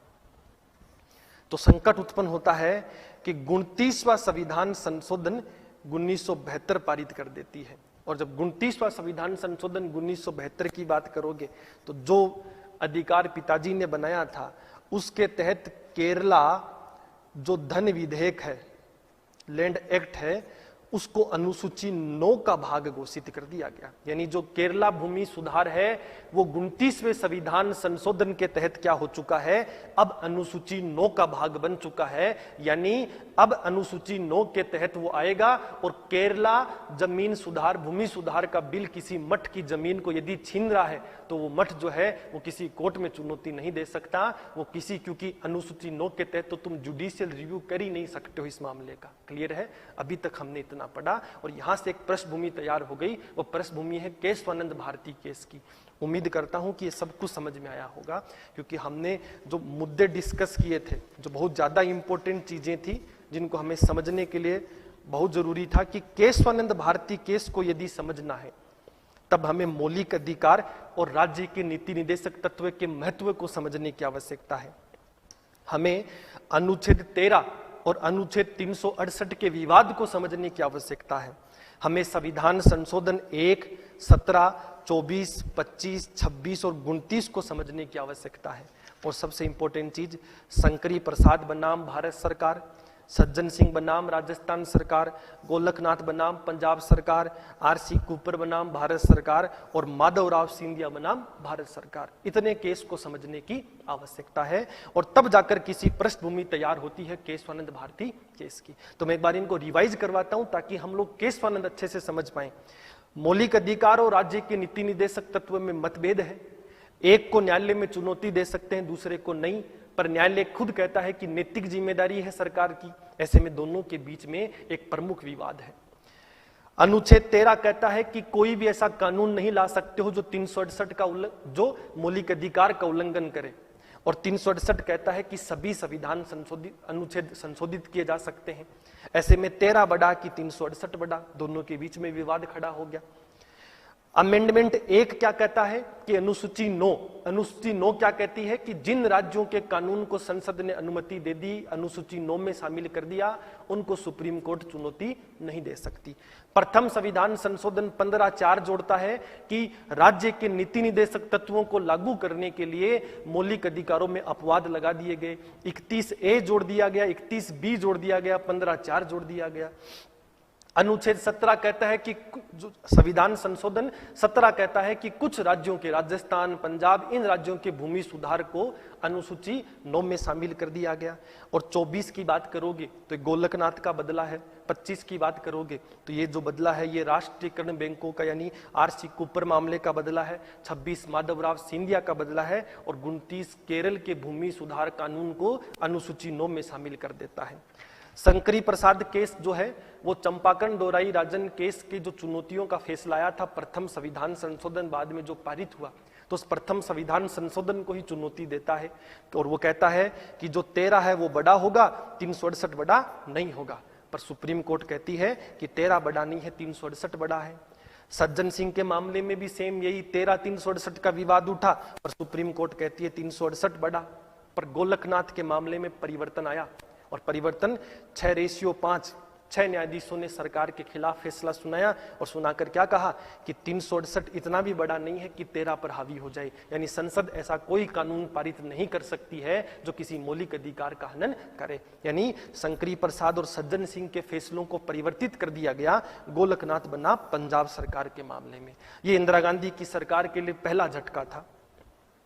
आरसी कूपर बनाम यूनियन ऑफ इंडिया क्या कहता है कि बैंकों का राष्ट्रीयकरण जो आप करना चाहते हो वो इस तरीके से नहीं कर सकते हो, सबको बराबर मुआवजा देना होगा, जितनी संपत्ति ले रहे उतनी संपत्ति उनको देनी पड़ेगी। और इस मामले में 10:1 से यानी 10 न्यायाधीशों ने सरकार के खिलाफ फैसला सुनाया। ये इंदिरा गांधी के खिलाफ दूसरी चुनौती थी। माधवराव सिंधिया, जिसके माध्यम से जो ये था कि इंदिरा गांधी राजाओं की संपत्ति को और जो राजाओं को सुख सुविधा मिल रही थी उसको रोकना चाहती थी, तो उस कानून को भी सुप्रीम कोर्ट में चुनौती मिली। और ये इंदिरा गांधी को तीसरा झटका था, जो ये कहती थी कि आप इस तरीके से किसी राजा की सुख संपत्ति को नहीं रोक सकते हो, या उनको जो प्रावधान, जो समाधान या जो वादे आपने आज तक किए हैं उनको देने के, उनको आपको निरंतर जारी रखना पड़ेगा। सत्ता में परिवर्तन हुआ। संविधान संशोधन 24 पारित कर गोलकनाथ के फैसले को ही बदल दिया। 25 पारित कर आरसी कूपर की हालात नाजुक कर दी गई, और 26 बदलकर सुप्रीम कोर्ट को फिर से चुनौती हुई।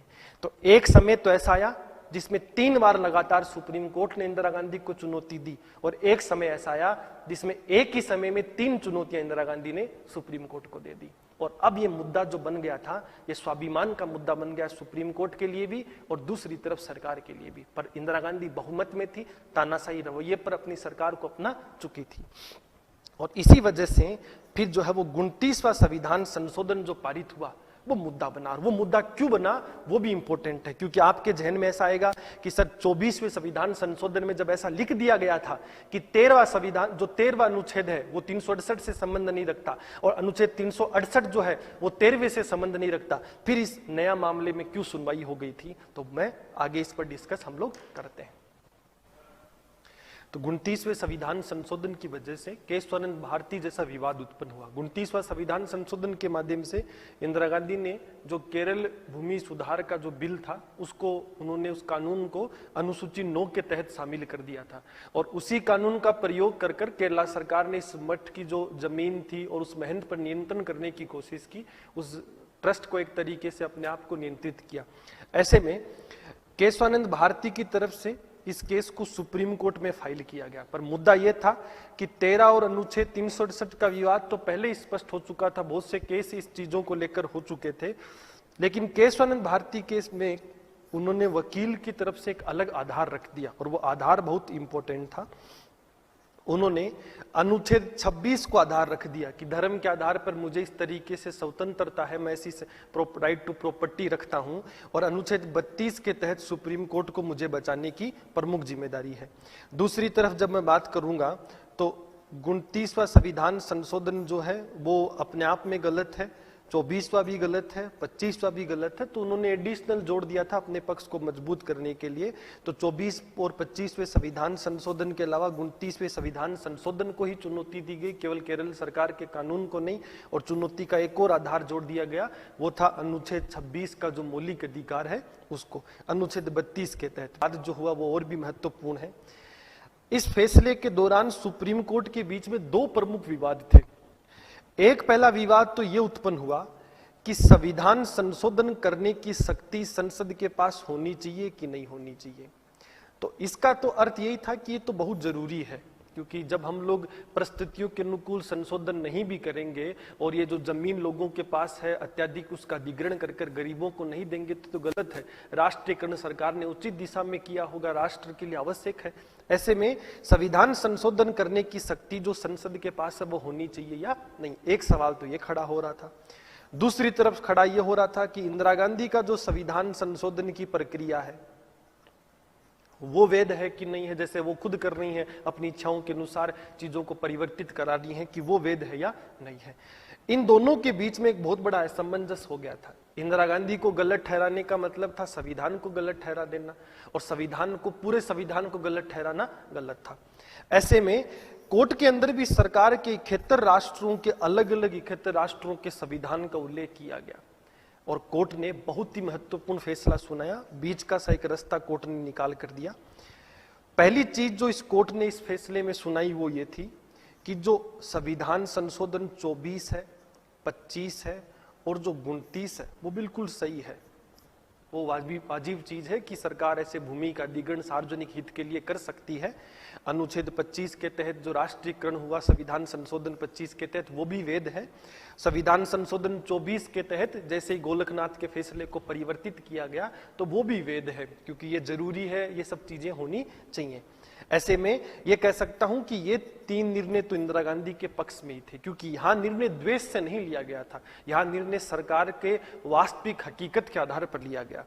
और दूसरा इंपॉर्टेंट ये है कि जो संसद है उसके पास संशोधन करने का अधिकार भी रहेगा। ऐसा नहीं है कि अनुच्छेद 368 के तहत वो संशोधन नहीं कर सकते, उनके पास ये अधिकार है कि वो संशोधन कर सकते हैं, क्योंकि ये तो संविधान निर्माताओं ने भी ये अधिकार उनको दिया है कि परिस्थितियों के साथ वो परिवर्तन कर सकते हैं।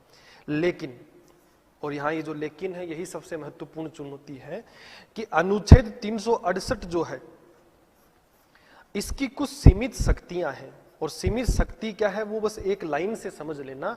सरकार ने क्या कहा, सरकार को सुप्रीम कोर्ट ने जो स्पष्ट किया वो ये है कि संविधान बनाने वाले में और संविधान के अनुसार सरकार चलाने वाले में बहुत फर्क है। यानी आप संविधान निर्माता नहीं हो, आप संविधान के तहत सरकार चला रहे हो।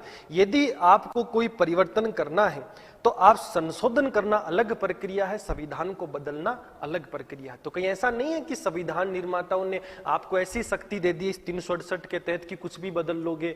कल को इस देश में संघात्मक व्यवस्था बनाई गई है, संघीय ढांचा यूनियन स्ट्रक्चर है, तुम तो राज्यों को ही खत्म कर दोगे, न्यायपालिका स्वतंत्र है तुम उसको खत्म कर दोगे। तो ऐसा नहीं कर सकते हो, आप सब कुछ कर सकते हो। 24, 25, 29 जो आपने किया बिल्कुल जायज है, आपकी शक्ति, आप कर सकते हो। आप संविधान के अंदर संशोधन भी कर सकते हो अनुच्छेद 368 के तहत, ये भी शक्ति आपको दी है। लेकिन अनुच्छेद 368 की संभावनाएं सीमित हैं, और जो सीमित संभावनाएं हैं वो क्या है, वो महत्वपूर्ण है कि आप कभी भी संविधान निर्माता के बराबरी का दर्जा नहीं ले सकते हो। आप केवल संविधान संशोधन उस दिशा में कर सकते हो जो केवल आपको उचित चीजों तक पहुंचाए, यानी जो आपकी आवश्यकताओं को पूरा कर रहा हो। और दूसरी भाषा में कहूं तो सीमित संभावनाएं हैं।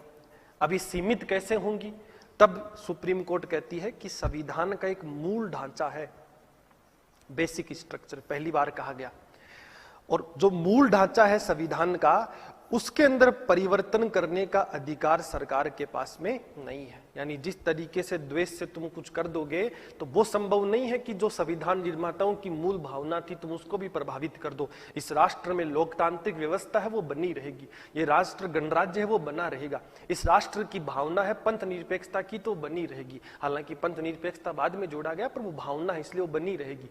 ऐसे में इस राष्ट्र के संविधान का उद्देश्य है न्याय, समानता, एकता, ये सब बने रहेंगे, इनको आप प्रभावित नहीं कर सकते हो किसी भी रूप से। क्लियर है?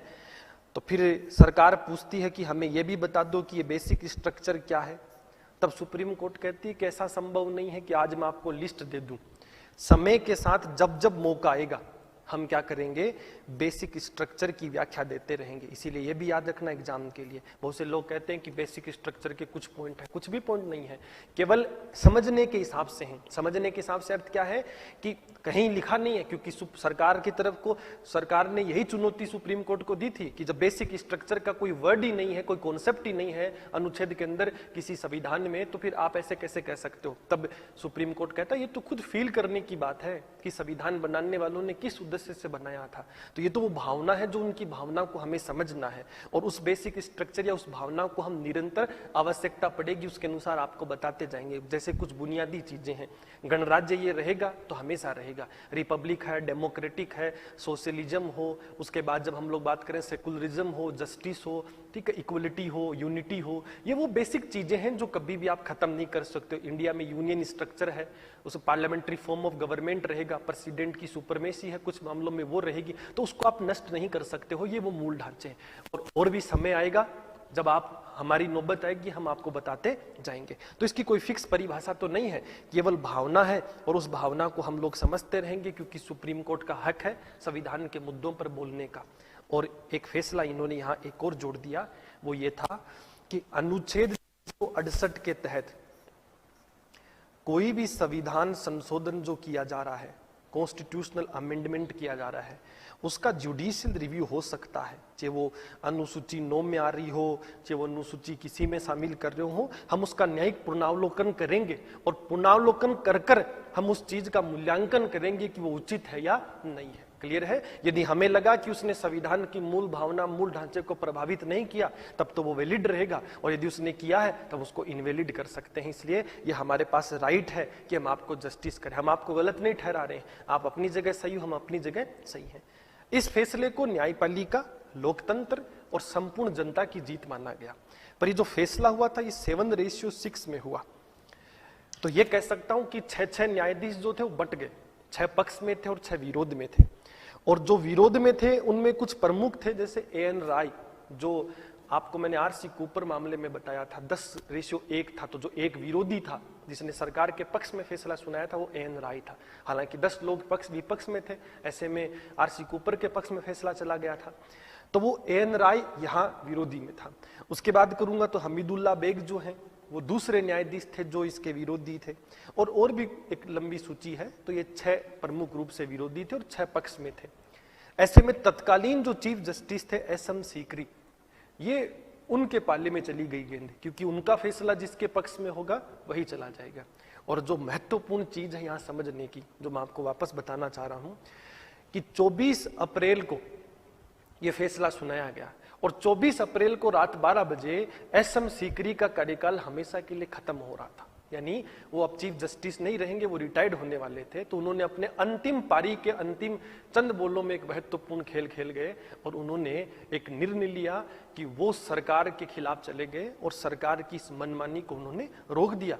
और जब आप इस फैसले को पढ़ोगे तो आपको यह भी लगेगा कि इंदिरा गांधी को भी उन्होंने सही ठहराया, पर उन्होंने संविधान को सर्वोपरि कर दिया। और इस दिन एक बहुत बड़ा ऐतिहासिक फैसला वो इस राष्ट्र को दे गए कि संविधान में संशोधन करने की शक्ति, आवश्यकताओं को, उन आवश्यकताओं में यदि संविधान के बाई लॉ अगर ऐसा लिखा है कि नहीं कर सकते और भावना ऐसी है कि अच्छाई की है तो कर सकते हो, जैसा मौलिक अधिकार बाई लॉ कहता है कि बड़ा है, लेकिन राज्य का नीति निर्देशक तत्व की भावनाएं ऐसी हैं कि जरूरी हैं, ऐसे में वो भी कुछ परिस्थितियों में सर्वोपरि है। इसीलिए हम कह रहे हैं कि 24वां संविधान संशोधन, 25वां संविधान संशोधन, 29वां संविधान संशोधन उचित है, ये महत्वपूर्ण है, इनको हम अवैध नहीं घोषित कर रहे। सरकार की यह अधिकार है कि वो संविधान संशोधन कर सकते हैं, हम इसको भी नहीं रोक रहे हैं, पर सरकार की ऊपर बाध्यता है कि वो मूल ढांचे को प्रभावित नहीं करेगी। और ये हमारी जिम्मेदारी समझो या हमारा अधिकार समझो कि सुप्रीम कोर्ट के पास ये शक्ति है कि सरकार के द्वारा कोई भी संशोधन जो उन्होंने किया है उस संशोधन को वो पुनः एक तरीके से उसका रिवेल्युएशन कर सकते हैं, जुडिशियल रिव्यू उसका कर सकते हैं। तो इस तरीके का प्रावधान जो है वो यहाँ पर विकसित किया गया। फैसला जैसे SM सीकरी ने सुना, इंदिरा गांधी ज्यादा खुश नहीं थी इस फैसले से, क्योंकि ये सरकार को एक तरीके से टू चेक प्रोबेबिलिटी आ चुकी थी कि सरकार को हम चेक कर सकते हैं। इस फैसले के बाद में जो हुआ वो बहुत अनैतिक था और बहुत लंबे समय तक बाद में एक प्रक्रिया चलती गई। कुछ न्यायाधीश ऐसे थे जो SM सीकरी के पक्ष में थे, 6 न्यायाधीश, जिनमें हेगड़े, ग्रोवर, जो HR खन्ना थे इस तरीके के, और दूसरी तरफ A.N. राय, हबीबुल्ला जो बेग है, ये वो थे जो विरोध में थे, यानी जो इंदिरा गांधी के सरकार के पक्ष में जिन्होंने फैसला सुना दिया था, पर फैसला बहुमत का मान्य होगा। ऐसे में बनने तो चाहिए थे ग्रोवर या हेगड़े या इन सब को बनना चाहिए था, क्योंकि ये सीनियरिटी में आगे थे, पर इंदिरा गांधी ने 25 अप्रैल को एक ऐतिहासिक दिन ला दिया और जिससे ये दोनों नाराज हो गए और इन्होंने इस्तीफा दे दिया था बाद में कि हेगड़े और इन सब को बनना चाहिए था। लेकिन इंदिरा गांधी ने अपना निर्णय परिवर्तित कर कर, लाइन ऑफ ऑर्डर का उल्लंघन कर कर A.N. राय को क्या किया, उन्होंने चीफ जस्टिस ऑफ इंडिया बना दिया। और उसके बाद HR खन्ना भी एक मामले में इंदिरा के खिलाफ चले गए थे, जिनको बाद में बनना चाहिए था, पर HR खन्ना को भी उन्होंने नहीं बनाया, सीनियरिटी का उल्लंघन किया, और फिर हमीदुल्ला बेग जो है उनको उन्होंने चीफ जस्टिस बना दिया। जब हम लोग चीफ जस्टिस की बात करेंगे अंडर आर्टिकल 124, तो वो कहता है कि देश का राष्ट्रपति क्या करेगा कि मुख्य न्यायाधीश की नियुक्ति करेगा और अन्य न्यायाधीशों की नियुक्ति करेगा। फिर 42 अमेंडमेंट एक्ट राष्ट्रपति को बाध्य कर देता है कि सब कुछ वही करेगा जो सरकार चाहती है। ऐसे में इस पूरे जब निर्णय की जब हम लोग बात करेंगे तो यहाँ एक ऐसे प्रावधान, एक परंपरा शुरू कर दी गई जो उल्लंघन हुआ, क्योंकि 124 में कहीं नहीं लिखा है कि कौन बनेगा, बस इतना लिखा है कि राष्ट्रपति बनाएगा। पर एक प्रचलन था अभी तक, मतलब इंदिरा गांधी के समय तक की बात करूंगा तो एक प्रचलन था कि जो सीनियर मोस्ट जज थे केवल उन्हीं को क्या किया जाता है कि चीफ जस्टिस ऑफ इंडिया बनाया जाता है। पर इस केशवानंद भारती केस के बाद में द्वेष की वजह से इंदिरा गांधी ने इस नियम का उल्लंघन किया। हालांकि ये नियम ना तो किसी कानून में लिखा है ना किसी संविधान में लिखा है, और वो निरंतर फिर अपनी इच्छाओं के अनुकूल करती रही और बहुत बार उन्होंने उल्लंघन किया, जिससे न्यायपालिका के बहुत से लोग नाखुश हुए। खन्ना ने भी इस्तीफा दिया था, हेगड़े और इन सब लोगों ने, ग्रोवर ने, इन सब ने इस्तीफा ही दिया था सरकार से नाखुश होकर। और अंत में फिर 1993 में सुप्रीम कोर्ट खुद एक फैसला सुनाती है कि कभी भी मुख्य न्यायाधीश हम लोग उसको नहीं बना सकते हैं जो सीनियर का उल्लंघन करता हो। सीनियर मोस्ट जो जज होगा उसी को हम लोग क्या करेंगे, चीफ जस्टिस बनाएंगे। निरंतर इस तरीके की कोशिशें होती रहती हैं, पर क्योंकि कोई संवैधानिक बाध्यता नहीं है, कोई कानूनी बाध्यता नहीं है, तो ये प्रचलन देखने को मिलता है। तो ये एक प्रमुख मुद्दा था जो केशवानंद भारती केस का था। हमें उसके बाद क्या हुआ वो यहाँ डिस्कस करने का मुद्दा नहीं था, लेकिन केशवानंद भारती केस में जो फैसला सुनाया गया वो इम्पोर्टेंट था। तो इस तरीके के निरंतर प्रोग्राम देखने के लिए देखते रहिए।